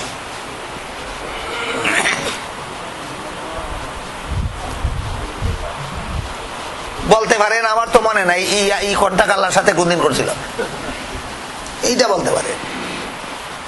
এই প্রশ্নের জবাব পরে পাইবেন। 6 মাসের সময়, ভূমিষ্ঠ হওয়ার 6 মাস পরে যে মায়ের কুলে বসে মায়ের স্তনের দুধ পান করেছিলেন, সেই কথাটাও কি মনে আছে? মনে আছে? এই পৃথিবীতে আসার পরের ঘটনাই যদি আপনার মনে রইল না, পৃথিবীতে আসার হাজার হাজার বছরের আগের ঘটনা মনে থাকবে কিভাবে? মায়ের কুলে বসে আমি শিশুকালে দুধ পান করেছিলাম, আমার মনে নাই। মায়ের কথায় বিশ্বাস করি, নাকি বলেন? না, বিশ্বাস হয় না, মায়ের কথায় বিশ্বাস করি না। দুনিয়াতে আসার পরে যেই কথা ভুলে গিয়েছিলাম, মায়ের কথায় বিশ্বাস করি। দুনিয়াতে আসার আগের যেই ঘটনা ভুলে গেলাম, সেই ঘটনা আল্লাহর কথায় বিশ্বাস করতে পারবো না কেন? কথা বুঝলেন কিনা দেখেন। তাহলে আমার যেহেতু মনে নাই মায়ের কুলে বসে দুধ পান করেছিলাম, এই জন্য ঘটনা মিথ্যা, নাকি মনে না থাকলেও সত্য? তাহলে আমার যেহেতু মনে নাই, আমি আল্লাহর সাথে চুক্তি করেছিলাম হালাল হারামের বিধান পালনের জন্য, মনে নাই, এই জন্য ঘটনা মিথ্যা না সত্য? আল্লাহ স্মরণ করাইয়া দেওয়ার জন্য লক্ষাধিক নবী রাসূল দুনিয়াতে পাঠাইছেন যে তোমরা আমার কাছে আলাপ সালাপ করিয়া, কথাবার্তার মাধ্যমে চুক্তি করিয়া হালাল হারামের বিধান পালনের দায়িত্ব গ্রহণ করেছ। এবার প্রশ্ন, এই দায়িত্বটা যে আল্লাহ আমাদেরকে দিলেন, হালাল হারামের বিধান পালন করতে চাইলে সেই ক্ষমতাও আল্লাহ আমাকে দিবেন, লঙ্ঘন করতে চাইলে সেই ক্ষমতাও আল্লাহ আমাকে দিবেন। আমাকে আদেশ করেছেন নামাজ পড়ার জন্য, নামাজ পড়তে চাইলেও ক্ষমতা দিবেন, না পড়িয়া সময় কাটাইতে চাইলেও ক্ষমতা দিবেন। আমাকে আদেশ করছেন রোজা রাখার জন্য, রোজা রাখতে চাইলেও ক্ষমতা দিবেন, না রাখিয়া সারা দিনভর খানা পিনা করতে চাইলেও আল্লাহ ক্ষমতা দিবেন। এই উল্টা পাল্টা দুই ক্ষমতা মানে দিলেন কেন? আল্লাহ পাক রব্বুল আলামিন কোরআনের বিভিন্ন আয়াতে এই প্রশ্নের জবাব বলেছেন। এই উল্টা পাল্টা দুই ক্ষমতা, চন্দ্র সূর্য গ্রহ নক্ষত্র আসমান জমিন, এরপরে ফিরিস্তা গাছপালা জীব জন্তু, কাউকে এই উল্টা পাল্টা দুই ক্ষমতা দিছি না। উল্টা পাল্টা দুই ক্ষমতা তোমাদের মতো মানুষ জাতিকে দিয়েছি একটা বিশেষ কারণে। সেই কারণটা হলো আমি তোমাদেরকে পরীক্ষা করব। আমি তোমাদেরকে পরীক্ষা করব। যেমন এক আয়াতে আল্লাহ বলেন, ওয়ায়াস্তাখলিফাকুম ফিল আরদি ফায়ানজুরা কাইফা তা'মালুন। হে মানুষেরা, এক দলের পর আরেক দল করে আল্লাহ তোমাদেরকে দুনিয়াতে পাঠান তোমাদের আমল পরীক্ষা করার জন্য। অন্য আয়াতে বলেন, খালাকাল মাউতা ওয়াল হায়াতা লিয়াবলুয়াকুম আইয়ুকুম আহসানু আমালা। দুনিয়াতে তোমাদের জন্য একটা সীমিত জীবন দিয়েছেন, জীবন শেষে মৃত্যুকে অবধারিত করে দিয়েছেন। কেন আল্লাহ সীমিত জীবন দিয়া পাঠাইলেন দুনিয়াতে? আল্লাহ বলেন তোমাদেরকে পরীক্ষা করার জন্য। এবার বলেন, সূর্যের মতো, চন্দ্রের মতো, ফিরিস্তার মতো, গাছপালার মতো আমাকে যে কাজের আদেশ করছেন সেই কাজ করতে যদি বাধ্য করে দিতেন, বিপরীতটা করার ক্ষমতাই যদি না দিতেন, তাইলে কি পরীক্ষা হইতো? তাহলে আমাদেরকে যে কাজের আদেশ করেছেন সেই কাজের বিপরীত করার, আমাদেরকে গোলাম বানাইছেন, গোলামি না করার ক্ষমতা দিলেন কেন? পরিষ্কার হইল কিনা প্রশ্নের জবাব? পরীক্ষা করার জন্য। এখানে আরেকটা জটিল প্রশ্ন আছে।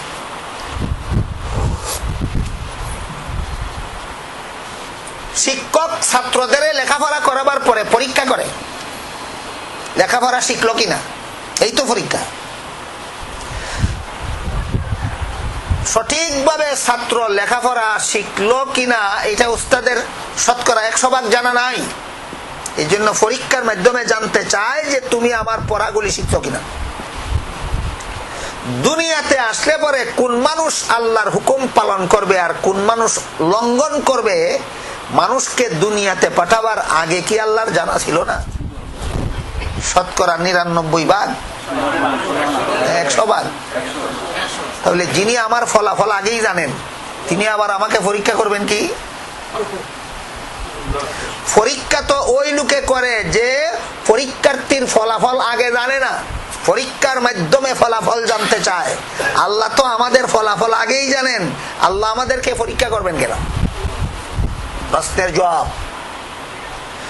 মানুষ যদি পরীক্ষক হইয়া কোনো পরীক্ষার্থীকে পরীক্ষা করে, পরীক্ষক পরীক্ষার্থীর ফলাফল যোগ্যতা জানতে চায়। আল্লাহ পাক রব্বুল আলামিন পরীক্ষক হইয়া মানুষকে পরীক্ষা করেন ফলাফল জানার জন্য নয়, ফলাফল জানাবার জন্য।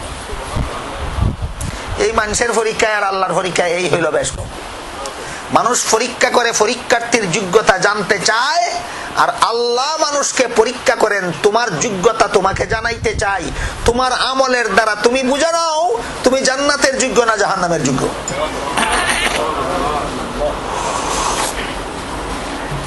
এই জন্য হাদিস শরীফে রাসূল করিম সাল্লাল্লাহু আলাইহি ওয়াসাল্লাম বলেন,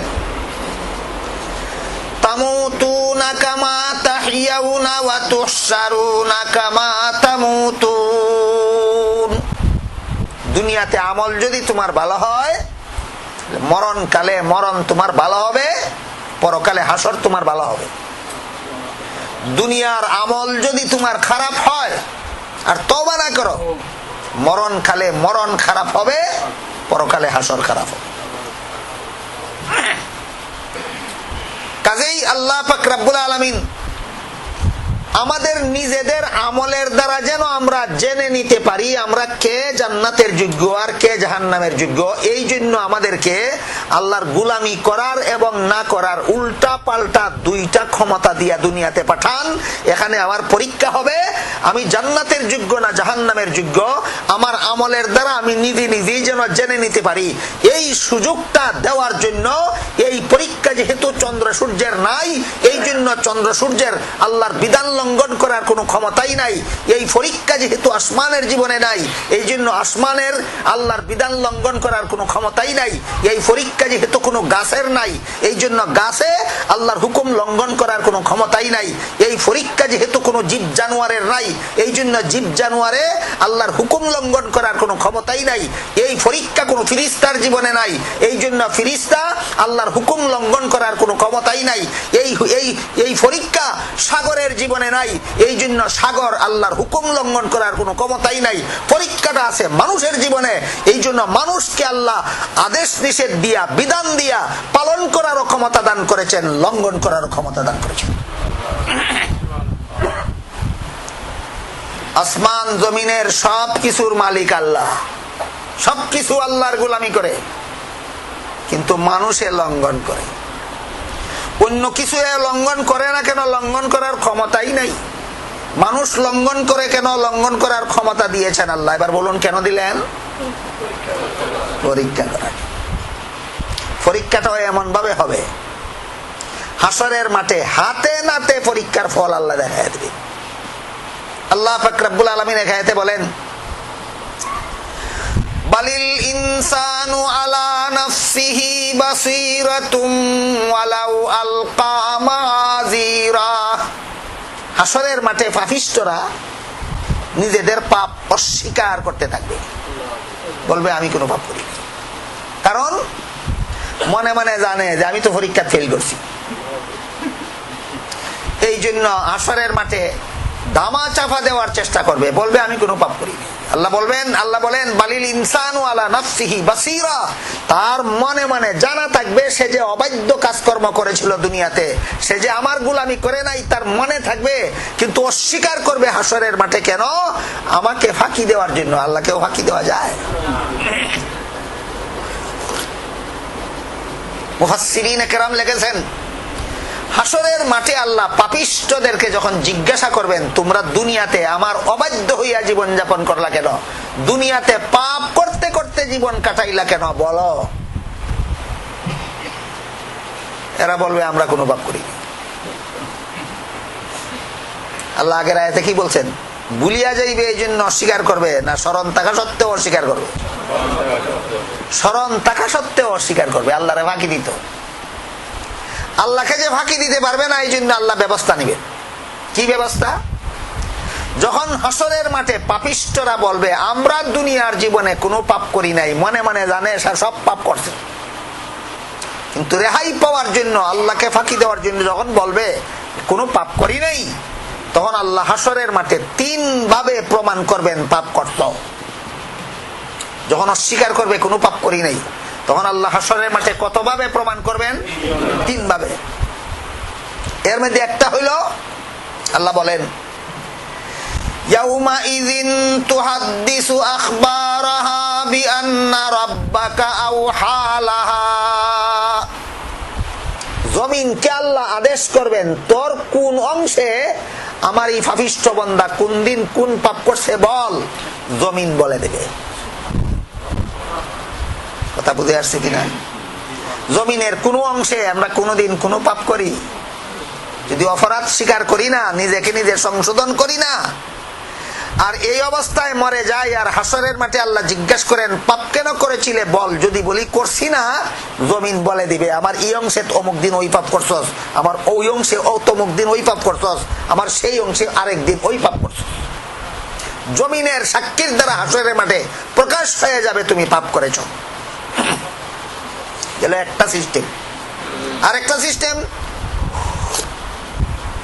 আল্লাহ বলেন আল ইয়াউমা নাখতিমু আলা আফওয়াহিহিম ওয়া তুকাল্লিমুনা আইদিহিম ওয়া তাশহাদু আরজুলুহুম বিমা কানু ইয়াকসিবুন।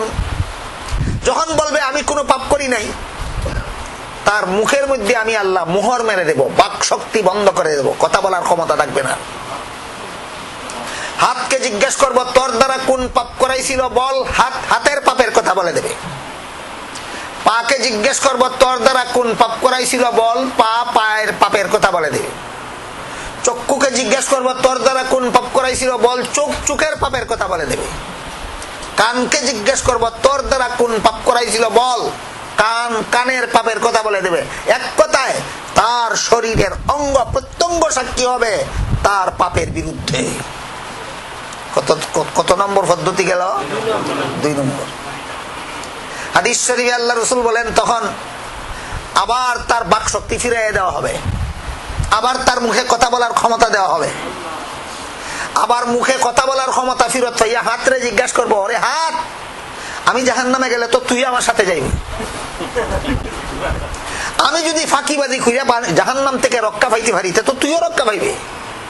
আমি মিথ্যা কথা বললাম আল্লাহর কাছে, তুই সত্য কথাটা কি দিলে কেন?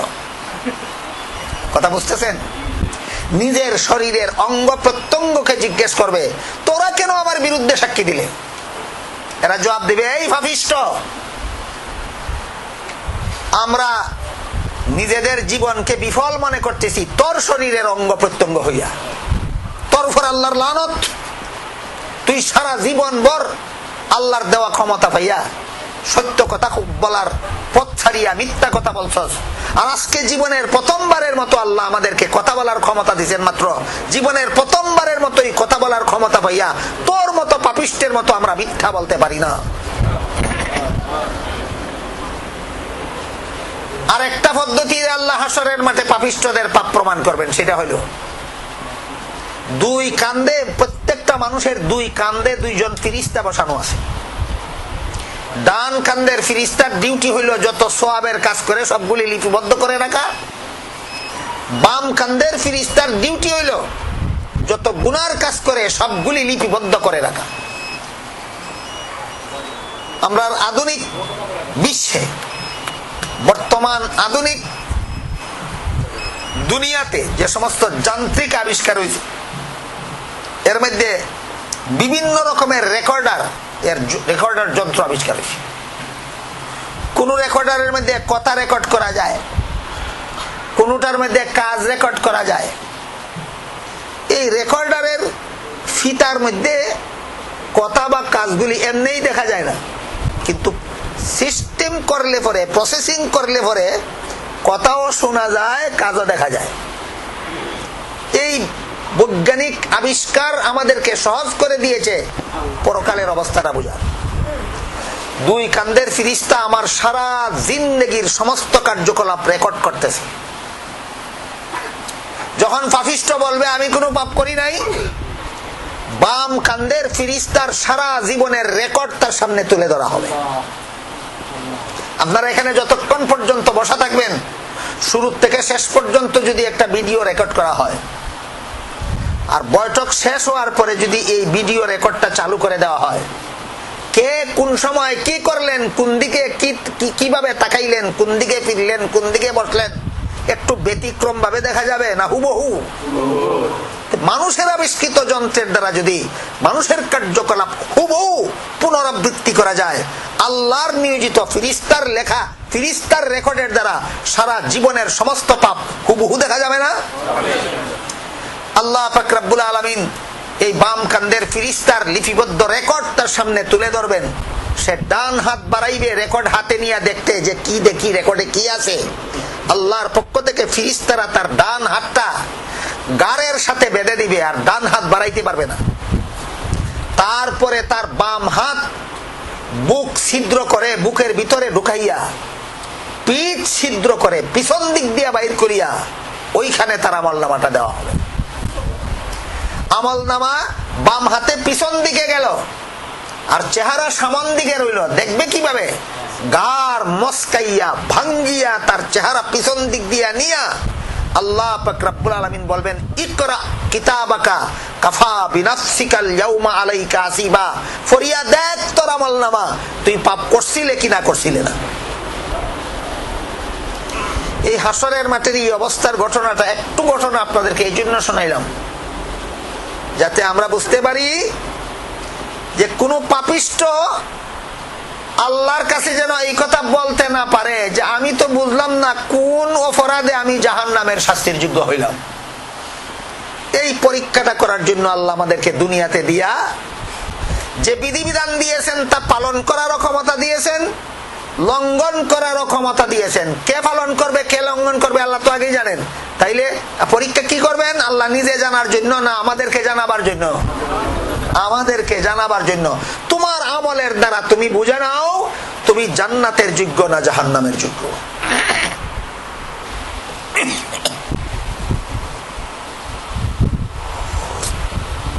এই জন্য আপনারা যদি মনে করেন যে আল্লাহ যেহেতু আগেই জানেন ফেরাউন দুনিয়াতে আসলে কি করবে, আল্লাহ যেহেতু আগেই জানেন নমরুদ দুনিয়াতে আসলে কি করবে, আল্লাহ যেহেতু আগেই জানেন কারুন, হামান, সাদ্দাদ, আবু জাহাল, আবুল আহাব দুনিয়াতে আসলে কি করবে, আল্লাহ আগেই জানেন সাহাবায়ে কেরাম দুনিয়াতে আসলে কি করবেন, কাজী আল্লাহ আবার আমাদেরকে পাঠাইয়া পরীক্ষা করবেন কেন? পাঠাইবার আগেই আল্লাহর জানা মতে সাহাবায়ে কেরামদেরকে, ওলিয়া উলিয়াদেরকে, নবী রসুলদেরকে, মুমিন মুসলমানদেরকে জান্নাতে দিয়া দিলে, আর পাপিষ্টের দলদের দুনিয়াতে না পাঠাইয়াই জাহান্নামে দিয়া দিলে, এত দীর্ঘ দুনিয়ার জীবনের সময়টা খামোখা নষ্ট করতে হইতো না। এরকম প্রশ্ন অনেকের মনে জাগে। পরীক্ষা করার জন্য দুনিয়াতে পাঠিয়েছেন। পরীক্ষার বলা হল তো আল্লাহ আগেই জানেন ফেরাউন দুনিয়াতে আসে নাফরমানি করবে, দুনিয়াতে না পাঠাইয়াই ফেরাউনকে জাহান্নামে দিয়া দিলে। নমরুদ দুনিয়াতে আসলে আল্লাহর নাফরমানি করবে, আল্লাহ আগেই জানতেন, না পাঠাইয়া জাহান্নামে দিয়া দিলেই তো চলতো। দুনিয়াতে পাঠাইয়াই দীর্ঘ সময় নষ্ট করার কি দরকার ছিল? এই প্রশ্ন যদি মনে জাগে, আরেকটা ঘটনা শুনুন তাফসীরের হাদিসে। সহিহ বুখারী শরীফের হাদিসে উল্লেখ আছে, হযরত রাসূল করিম সাল্লাল্লাহু আলাইহি ওয়াসাল্লাম বলেন, যত নবীর উম্মতেরা বেঈমানি করেছে, নবীর মানে নাই, নবীর প্রতি ঈমান আনে নাই, আল্লাহর প্রতি ঈমান আনে নাই, এই বেঈমানদেরকে আল্লাহ হাসরের মাঠে যখন জিজ্ঞাসা করবেন, তোমরা বেঈমান অবস্থায় মরণ বরণ করলে কেন? তোমাদেরকে ঈমানের দাওয়াত দেওয়ার জন্য কি কোনো নবী দুনিয়াতে যান নাই? আল্লাহ রাসূল বলেন, এরা বলবে মা আতানা মিন নাযীর। কিসের ঈমানের দাওয়াত দিবে নবীরা? নবী নামে কোনো মানুষ দুনিয়াতে যায় নাই, আমরা পাইনি। কেমন সত্য বলল মনে করেন আপনারা? কিন্তু চিন্তা করে দেখেন, কাল হাসরের মাঠে আল্লাহর সামনে দাঁড়াইয়া যারা এরকম মিথ্যা বলবে, এরা দুনিয়াতে আপনাদের সাথে কেমন সত্য বলবে? এটা হইল বুঝার মতো, চিন্তা করার মতো ব্যাপার। যখন এরা বলবে মা আতানা মিন নাযীর, বিশেষ করে বুখারী শরীফের হাদিসে হযরত নূহ আলাইহিস সালামের বেঈমান উম্মতদের ঘটনা বর্ণনা করা হয়। নূহ আলাইহিস সালাম ৯৫০ বছর দুনিয়ার মানুষকে আল্লাহর দাওয়াত দিয়েছেন। বলেন তো কতদিন? ঈমান আনছে মাত্র ৪০ জন।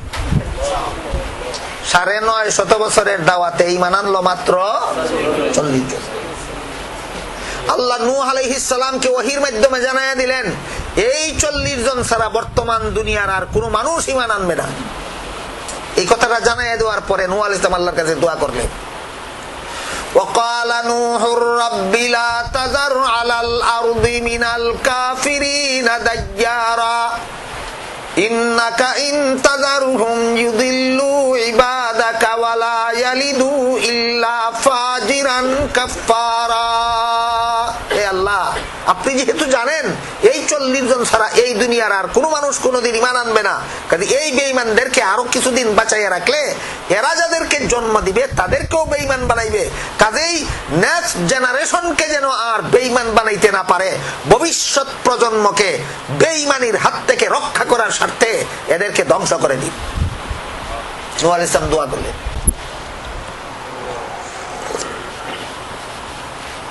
বলেন তো এটা বদদোয়া হইল? এরা জেনে শুনেই জাহান্নামের পথ ছাড়বে না। যারা এদের করে জন্মগ্রহণ করবে তাদের তো কোনো পাপ নাই, ওদেরকে যেন আর জাহান্নামী বানাইতে না পারে, এদের ভবিষ্যৎ সন্তানদেরকে জাহান্নাম থেকে রক্ষা করার স্বার্থে এদেরকে স্বাধীনভাবে জাহান্নামে যেতে দিন। বদদোয়া নয়, যে এদের আওলাদের জন্য নেক দোয়া, এদের নেক্সট জেনারেশনের জন্য নেক দোয়া। আল্লাহ পাক রব্বুল আলামিন নূহ আলাইহিস সালামের দোয়া কবুল করলেন, হুকুম দিলেন জাহাজ বানাও। কত বড় জাহাজ! যে জাহাজের মধ্যে তুমি আর তোমার ৪০ জন অনুসারী আর সব রকমের জীবজন্তুর এক জোড়া। কি পরিমাণ জীবজন্তু আল্লাহর জগতে আছে মনে করেন? এই সব রকমের জীবজন্তুর একটা পুরুষ একটা নারী, আর তুমি আর তোমার ৪০ জন অনুসারী জায়গা হয় এইরকম বিশাল এক জাহাজ বানাও। নূহ আলাইহিস সালাম জাহাজ বানাইলেন, আল্লাহ পাক রব্বুল আলামিন সারা দুনিয়া জুড়ে বন্যা দিলেন, বন্যা দিয়া সবগুলিরে ধ্বংস করে দিলেন। বাঁচলো মাত্র কতজন? ৪০ জন। এই ৪০ জন ছাড়া বাকিরা যারা এই বন্যা গজবের পানিতে, বন্যার পানিতে নাকানি চুবানি খাইয়া মরলো, এদেরকে আল্লাহ হাসরের মাঠে জিজ্ঞাসা করবেন, বেঈমান অবস্থায় মরলা কেন? ঈমানের দাওয়াত দেওয়ার জন্য কোন নবী দুনিয়াতে যান নাই? এরা বলবো না তো, কোন নবী ঈমানের দাওয়াতের জন্য দুনিয়াতে গেলে আমরা বেঈমান হইয়া মরতাম না। দেখেন কেমন সত্য কথা বলে।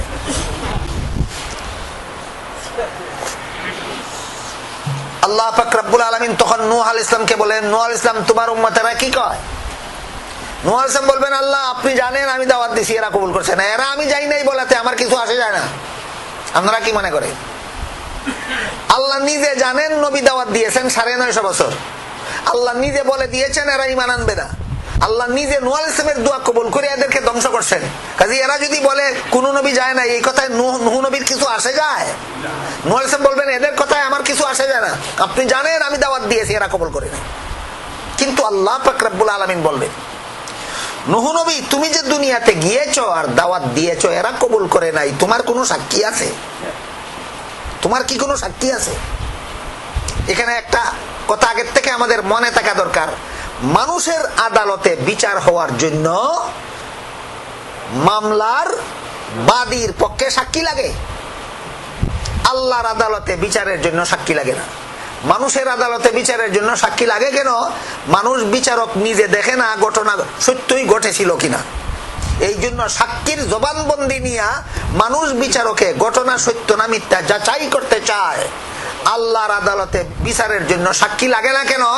আল্লাহ নিজেই দেখেন কোন জায়গায় কোন দিন কার দ্বারা কোন ঘটনা ঘটলো কিনা ঘটলো না, আল্লাহ নিজেই দেখেন। এই জন্য আল্লাহ সাক্ষীর জবানবন্দির দ্বারা কি যাচাই করবেন? বুঝলেন কিনা দেখেন তো ব্যাপারটা। কিন্তু হাসরের মাঠে নূহ আলাইহিস সালাম যখন বলবেন আল্লাহ এরা অস্বীকার করলে আমার কিছু আসে যায় না, আপনি নিজে জানেন আমি দাওয়াত দিয়েছি, তখন আল্লাহ নূহ আলাইহিস সালামকে জিজ্ঞাসা করবেন আপনার কি কোনো সাক্ষী আছে? আল্লাহর বিচারে সাক্ষী লাগে না, তাইলে এখানে সাক্ষী তলব করবেন কেন? এর কারণ হইল আল্লাহ পাক রব্বুল আলামিন জানেন নূহ আলাইহিস সালাম সাক্ষীটা পেশ করলেই বেঈমানেরা হাসরের মাঠে সাক্ষীদের সাথে একটা জেরা শুরু করে দেবে। এই জেরাটা যেখানে গিয়া নিষ্পত্তি হবে, সেখানে গিয়া হাসরের মাঠে সারা দুনিয়ার সমস্ত মানুষের সামনে একটা কথা সাব্যস্ত হবে। সেটা কি? যে মুহাম্মাদুর রাসূলুল্লাহ সাল্লাল্লাহু আলাইহি ওয়াসাল্লামকে আল্লাহ সমস্ত নবীর ঊর্ধ্বে শ্রেষ্ঠ মর্যাদা দান করেছেন, আর মুহাম্মাদুর রাসূলুল্লাহর উম্মতকে আল্লাহ অন্য সকল নবীর উম্মতের উপর শ্রেষ্ঠ মর্যাদা দান করেছেন। এই কথাটা হাসরের মাঠে প্রমাণ করার জন্য, এই কথাটা হাসরের মাঠে প্রকাশ করার জন্য আল্লাহ নূহ নবীর কাছে সাক্ষী তলব করবেন, ঘটনার সত্য মিথ্যা যাচাই করার জন্য নয়।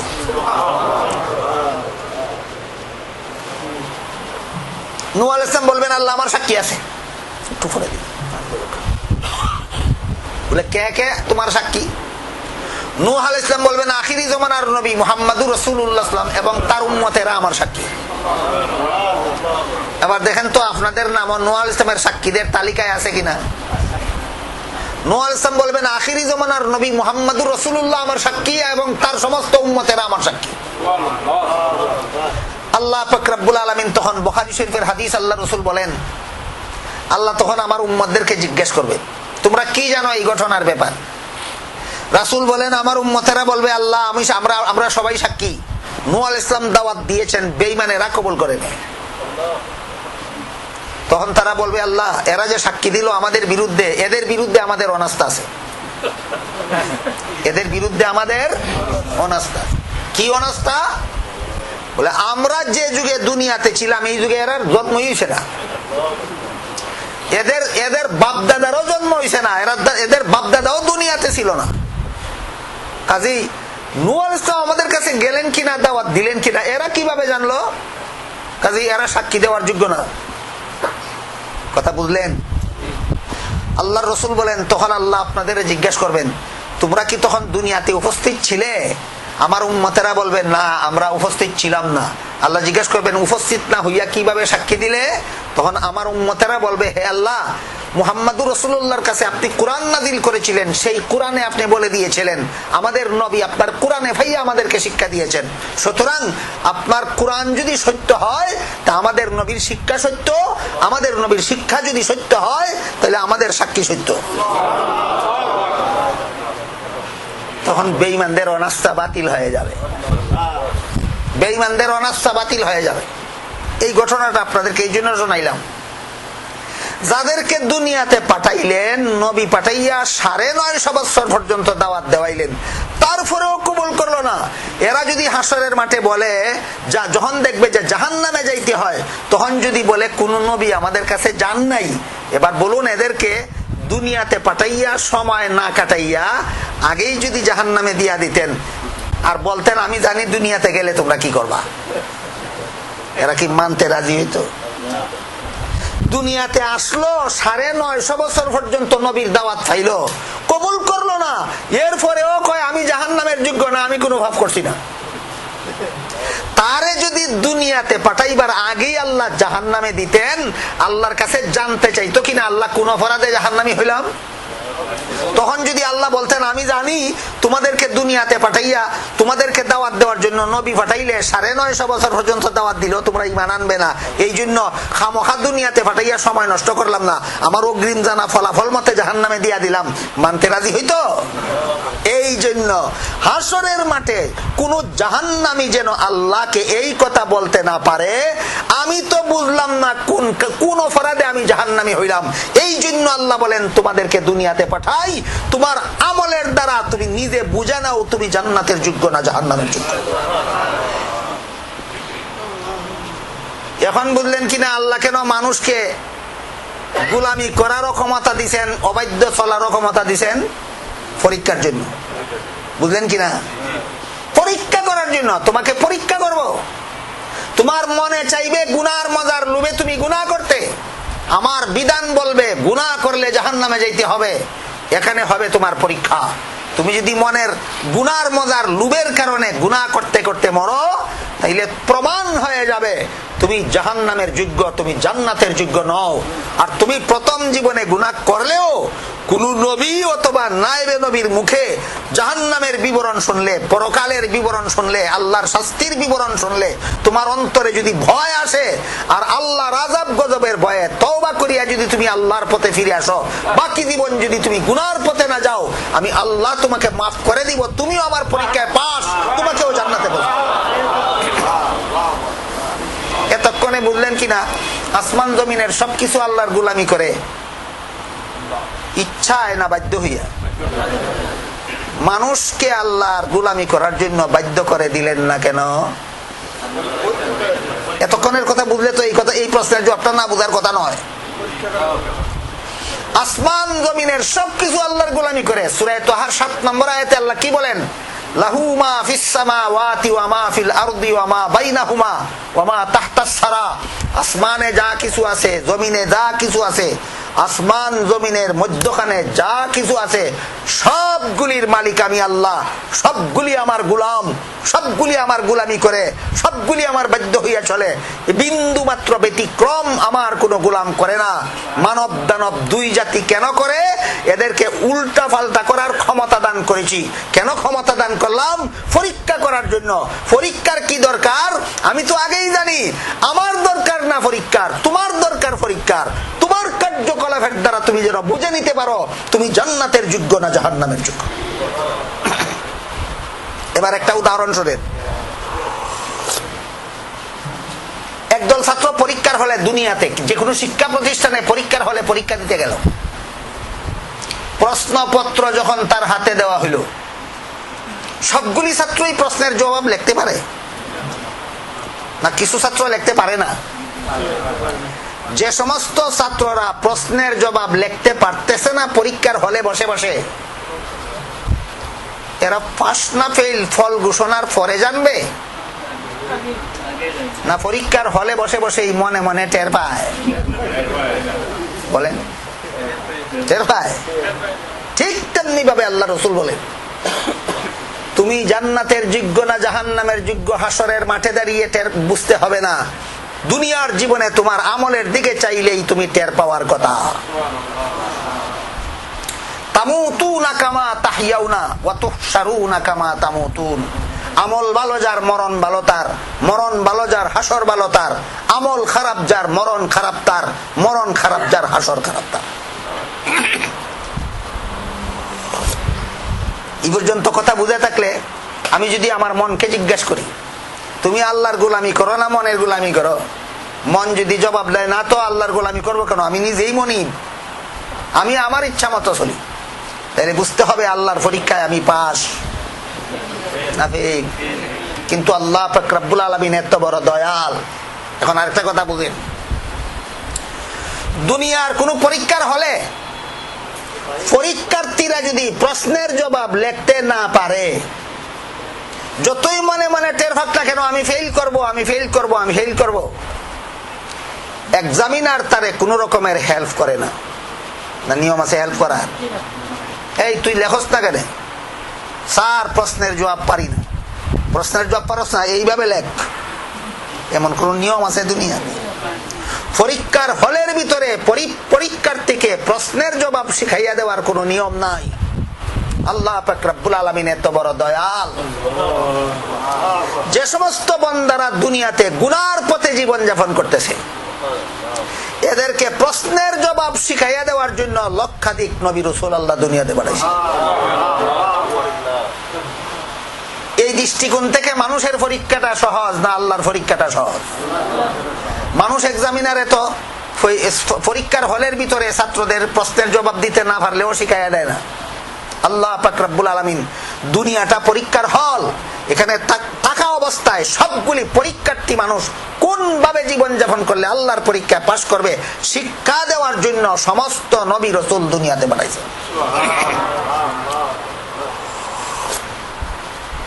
এরপরেও মানুষ ফেল করে কিনা?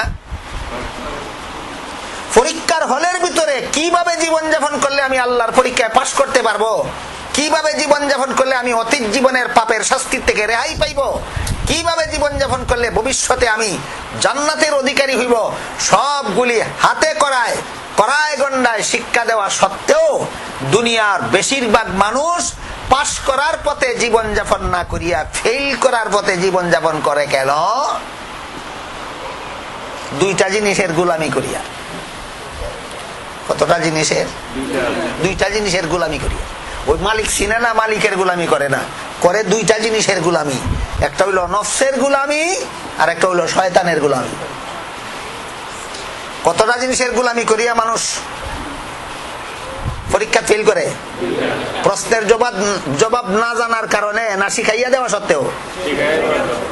পরীক্ষার হলের ভিতরে প্রশ্নের জবাব শিখাইয়া দেওয়া সত্ত্বেও দুনিয়াতে বেশিরভাগ মানুষ পরীক্ষাতে ফেল করে মালিকের গোলামি না করিয়া দুই জিনিসের গোলামি করার কারণে, একটার নাম নফস আর একটার নাম শয়তান। আপনাদের বোঝা দরকার শয়তান বেশি শক্তিশালী না নফস বেশি শক্তিশালী? শয়তানের ক্ষমতা আছে মানুষের অন্তরে কুমন্ত্রণা দেওয়ার। যদি মানুষ নিজের ইচ্ছায় কোনো গুনাহ না করে, শয়তানের বাপ দাদা 14 গোষ্ঠীরও ক্ষমতা নাই একটা মানুষে পাপ করাইবার।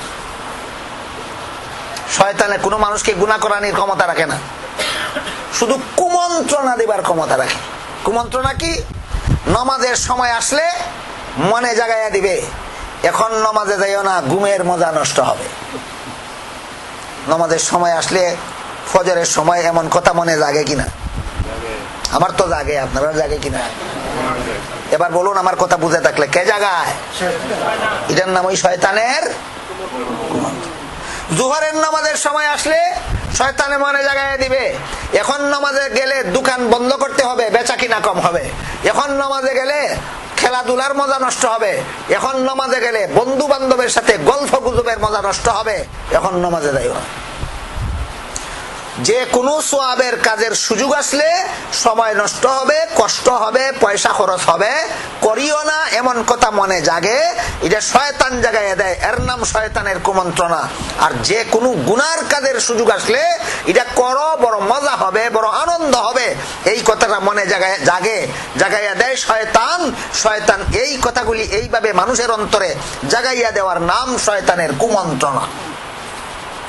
কিয়ামতের দিন একদল মানুষকে আল্লাহ জিজ্ঞেস করবেন, গুনাহ করলে কেন? বলবে আল্লাহ আমি তো গুনাহ করছি না, আমারে গুনাহ করাইছে শয়তান, এরে ধরো, শয়তান রে ধরো, আমারে গুনাহ করাইলো কেন? আল্লাহ শয়তান রে জিজ্ঞেস করবেন, এই শয়তান তুই আমার বন্দারে গুনাহ করাইলে কেন? শয়তানে কইবো আল্লাহ আমি গুনাহ করাইছি কিনা করাইছি না একটু পরে বলবো, আগে জিজ্ঞেস করুন আপনার পাপিষ্ঠ বন্দারে আমারে দুনিয়ার জীবনে দেখছে কিনা কোনোদিন। আল্লাহ জিজ্ঞেস করবেন তুই শয়তান দেখছস কোনোদিন? কইবো না দেখছি না। তখন শয়তান কইবো আল্লাহ এখন দয়া করে জিজ্ঞেস করুন, আমারে কোনোদিন দেখলোই না, এর মানে হইলো আমি কোনোদিন তার সামনেই গেলাম না, তারে গুনাহ করাইলাম কিভাবে? আল্লাহ জিজ্ঞেস করবেন তুই বললে তুই শয়তান দেখছস না, তাহলে তো শয়তান তোর কাছেই আসলো না, তাহলে এক শয়তান তোরে গুনাহ করাইলো কেমনে? কইবো আল্লাহ হে আমার কাছে আসে নাই, দূরের থেকে আমার মনের মধ্যে কুমন্ত্রণা দিছে, দূরের থেকে আমার মনে কুমন্ত্রণা দিছে। তখন শয়তান বলবে ও আল্লাহ আমাকে দুনিয়াতে পাঠাইবার সময় আমি নিজে তোমাকে বলিয়া গেলাম যে প্রত্যেকটা মানুষের মনের মধ্যে আমি কুমন্ত্রণা দেব, এর বেশি তো ক্ষমতাই নাই আমার। আমি তো এদের সারা দুনিয়ার সমস্ত মানুষের আদি পিতা আদমকে দুনিয়াতে পাঠাইবার সময় আমি তোমাকে বলেছিলাম প্রতিটি আদম সন্তানের মনে কুমন্ত্রণা দিব। হে আজকে কি কয়, আমি তো শুরুতেই বলেছি আমি কুমন্ত্রণা দিব।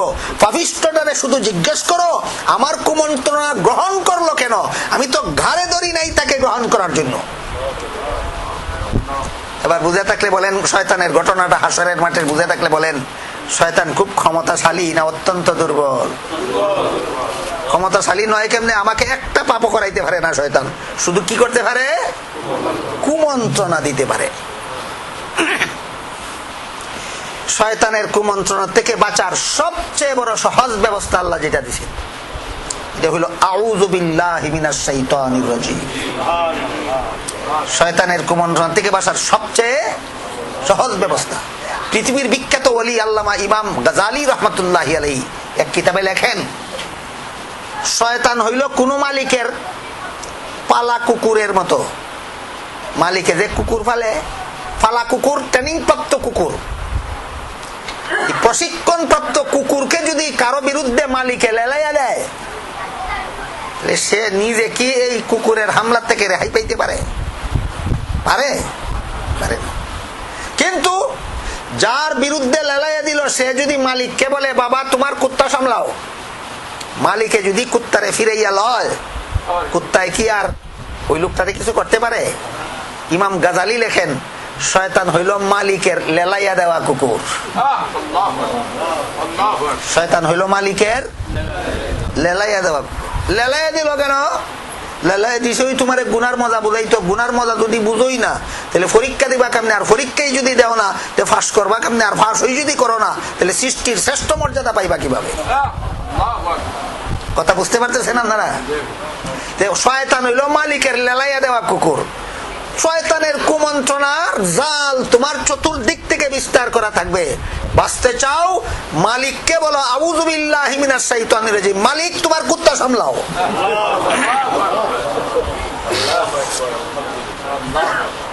সুতরাং শয়তানের কুমন্ত্রণা থেকে বাঁচা সহজ। মানুষ পরীক্ষার হলের ভিতরে প্রশ্নের জবাব শিক্ষা দেওয়া সত্ত্বেও সেই প্রশ্নের জবাব লিখতে চায় না, আল্লাহর গোলামি করতে চায় না। যে দুইটা জিনিসের কারণে, একটা শয়তান গেল আর একটা নফস। এখন বুঝার ব্যাপার নফস কি জিনিস। নফস আরবি ভাষায়, কোরআনের ভাষায় বলে, বাংলা ভাষায় এইটার অর্থ হইল মন। আপনারা এখানে বসেছেন মনের ইচ্ছায় অনিচ্ছায়। এই ইচ্ছা শক্তি যে মানুষের মধ্যে আছে এটার নাম হইল মন। ইচ্ছা শক্তি, ইচ্ছা শক্তি মানুষের মধ্যে থাকে যতক্ষণ একটা জিন্দা মানুষ সচেতন থাকে ততক্ষণ পর্যন্ত তার মধ্যে ইচ্ছা শক্তি থাকে। মানুষ মরিয়া গেলেও তার ইচ্ছা শক্তি থাকে না, ঘুমাইয়া গেলেও তার ইচ্ছা শক্তি থাকে না, অচেতন হইয়া গেলেও তার ইচ্ছা শক্তি থাকে না। আপনারা যখন ঘুমাইয়া থাকেন, খুব নাক দেখাইয়া ঘুমাইতেছেন, তখনও কি ইচ্ছা হয় কিছু খাইবার? তাহলে ঘুমের মধ্যে ইচ্ছা শক্তি থাকে। যে জিনিসটা জাগলে পরে আসে, ঘুমাইলে পরে থাকে না, ওই জিনিসটার নাম নফস। এবার চিনলেন কি না নফস? দেখেন জিনিসটার নাম নফস, এটার নাম মন। আল্লাহ পাক রব্বুল আলামিন কতগুলি কসম খাইয়া মানুষের নফসের কথা বলছেন, মানুষের নফস চিনাইয়া দিয়েছেন মানুষকে। এই নফস শয়তান থেকে শক্তিশালী শত্রু তোমার। এই নফসের গোলামি করলে তুমি আমি আল্লাহর পরীক্ষায় ফেল করতে হবে। দেখেন আল্লাহ কিভাবে কসম খাইয়া বুঝাইছেন। আল্লাহ বলেন ওয়াশ-শামসি ওয়া দুহাহা ওয়াল কামারি ইযা তালাহা ওয়ান নাহারি ইযা জাল্লাহা ওয়াল লাইলি ইযা ইয়াগশাহা ওয়াস সামাই ওয়া মা বানাহা ওয়াল আরদি ওয়া মা তাহাহা ওয়া নাফসিন ওয়া মা সাওয়াহা ফাআলহামাহা ফুজুরাহা ওয়া তাকওয়াহা قد أفلح من زكاها وقد خاب من دساها। আল্লাহ বলেন আমি সূর্যের কসম খাই, রৌদ্রের কসম খাই, আমি চন্দ্রের কসম খাই, চন্দ্রীর কসম খাই, আমি দিনের কসম খাই, দিনের আলোর কসম খাই, আমি রাতের কসম খাই, রাতের অন্ধকারের কসম খাই, আমি আসমানের কসম খাই, আসমান সৃষ্টি করার কসম খাই, জমিনের কসম খাই, জমিনকে সমতল করার কসম খাই, তোমাদের নফসের কসম খাই। কসম খাইলেন, কসম খাই একটা কথা তো বলতে হবে, কথা সামনে আসতেছে। কথাটা কি? একটা কথা বলার জন্য আল্লাহ এতগুলি কসম খাইছেন, সর্বশেষে কসম খাইছেন তোমাদের নফসের কসম, তোমাদের নফসকে তোমাদের উপযোগী করার কসম।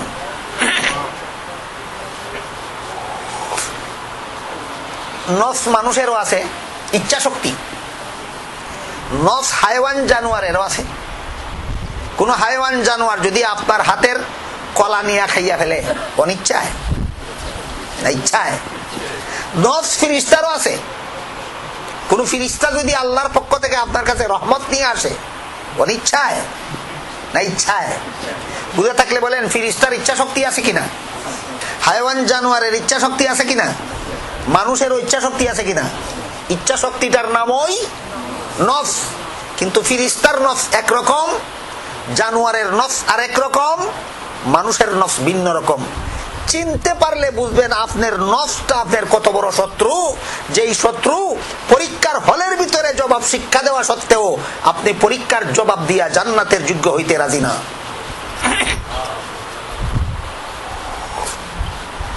ফিরিস্তার নফসটা এরকম।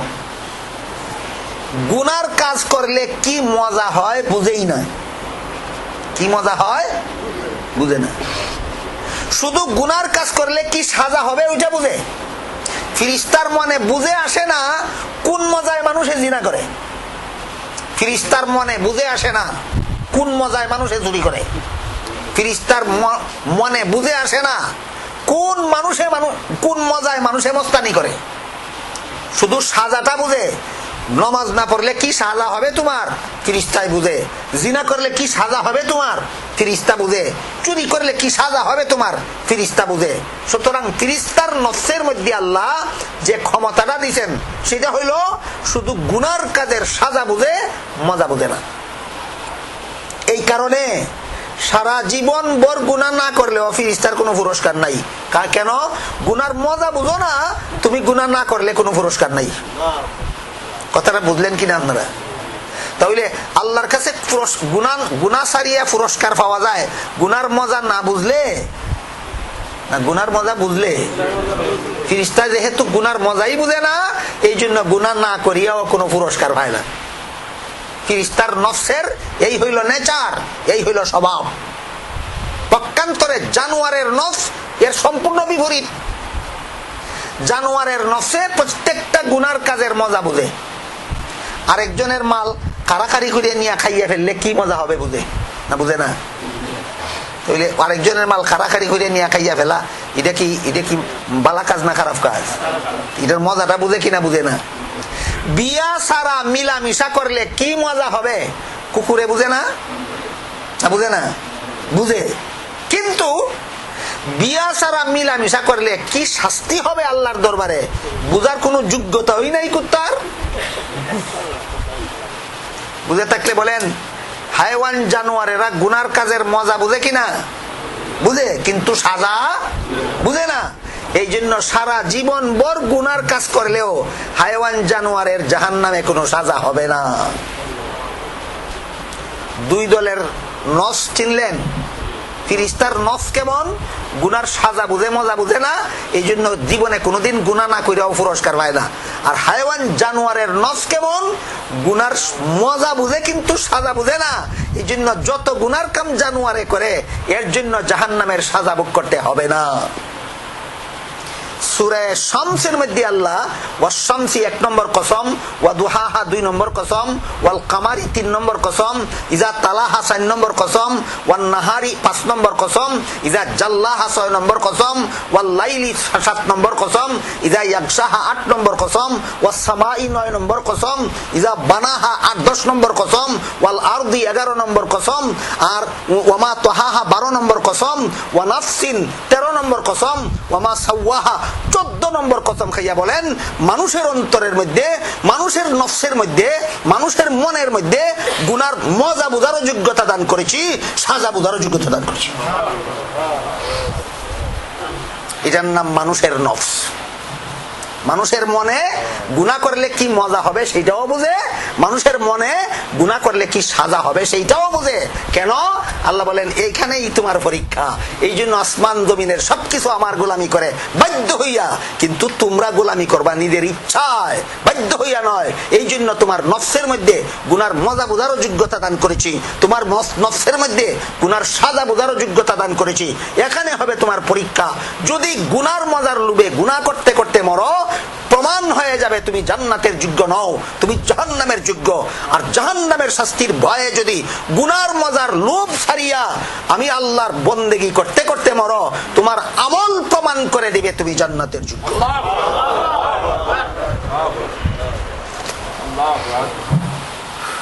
এতক্ষণে বুঝলেন কিনা? আসমান জমিন, চন্দ্র সূর্য, গ্রহ নক্ষত্র, পাহাড় পর্বত, নদী নালা, জীব জানোয়ার, কীট পতঙ্গ সবকিছু আল্লাহর গোলামি করে বাধ্য হইয়া। মানুষকে আল্লাহর গোলামি করতে বাধ্য করা হইল না কেন? এই দীর্ঘ কথা বুঝে থাকলে এবার বলেন তো, আমরা কতজন আল্লাহর পরীক্ষা ফাঁস করে জীবন যাপন করতেছি? তাহলে সারা জীবন তাফসীর শোনার সার্থকতা কি? সারা জীবন ওয়াজ শোনার সার্থকতা কি? সারা জীবনভর মুসলমান দাবি করার সার্থকতা কি? সারা জীবনভর মুসলমান সমাজে বসবাস করার সার্থকতা কি? কচু গাছ চিনেন আপনারা? কচু গাছ, একটা কচু গাছের মধ্যে যদি বদনা দিয়া পানি ডালেন, এক বদনা, দুই বদনা, তিন বদনা, চার বদনা, পাঁচ বদনা পানি ডাললে পরে ওই পাতাটা ভিজে? ভিজে? ভিজে না। যারা এই সমস্ত কথা শুনিয়া, কোরআনের কথা শুনিয়া, জান্নাতের কথা শুনিয়া, জাহান্নামের কথা শুনিয়া, মানুষের জীবনের পরীক্ষাটা কি বুঝিয়া, মানুষের নফসের নেচার কি বুঝিয়া, যদি নফসের গোলামি করে জাহান্নামে যাইতে হবে, যদি আল্লাহকে মালিক মনে করিয়া আল্লাহর গোলামি করে জান্নাতে যাইতে পারবে, এই কথা বুঝার পরেও যার মনে চায় না নামাজ পড়তে, যার মনে চায় না রোজা রাখতে, যার মনে চায় না হালাল পথে চলতে, যার মনে চায় না গুনার কাজ ছাড়তে, যার মনে চায় না সুদ ছাড়তে, যার মনে চায় না ঘুষ ছাড়তে, যার মনকে বাধ্য করতে পারে না মদ ছাড়তে, যার মনকে বাধ্য করতে পারে না গাঞ্জা ছাড়তে, এই লোকটার অন্তর কচু পাতার মতো। এটার অন্তর কচু পাতার মতো। এবার বলেন, কাঁঠাল পাতা চিনেন? কাঁঠাল পাতা চিনেন? এক বিন্দু বৃষ্টি পড়লে অন্যদিকে যায় না, এই পাতা ভিজিয়া যায়। আরেক বিন্দু পড়লে আরো ভিজে, আরেক বিন্দু পড়লে আরো ভিজে, আরেক বিন্দু পড়লে আরো ভিজে। সুতরাং আরেক দৃষ্টিকোণ থেকে মানুষের মনটা হইল ক্ষেতের মতো।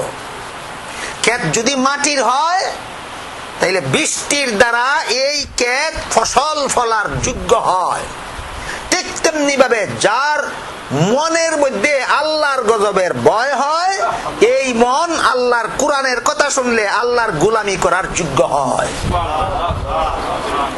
যার ক্ষেত মাটির দ্বারা নয়, যার ক্ষেত পাথরের ক্ষেত, আস্তায় এক ক্ষেতে এক পাথর, এই পাথরের ক্ষেতের মধ্যে যেমন ভাবে বৎসরের পর বৎসর বৃষ্টি হইতে থাকলেও এই ক্ষেত কোনদিন ফসল ফলার যোগ্য হয় না, ঠিক তেমনি ভাবে সারা জীবনভর কোরআনের কথা শুনে, আল্লাহর কথা শুনে, আল্লাহ যে মালিক এই কথা বুঝে, আমি যে মালিক না, আমি যে গোলাম এই কথা বুঝার পরও যার মন তৈয়ার হয় না আল্লাহর গোলামি করার জন্য, তার মন নামের ক্ষেতটা মাটির তৈরি নয়, পাথরের তৈরি। আল্লাহ পাক রব্বুল আলামিন বলেন, পাথর তো তোমার মনের চেয়ে ভালো, অনেক পাথর আছে, এই পাথর থেকেও পানি বাইর হয়।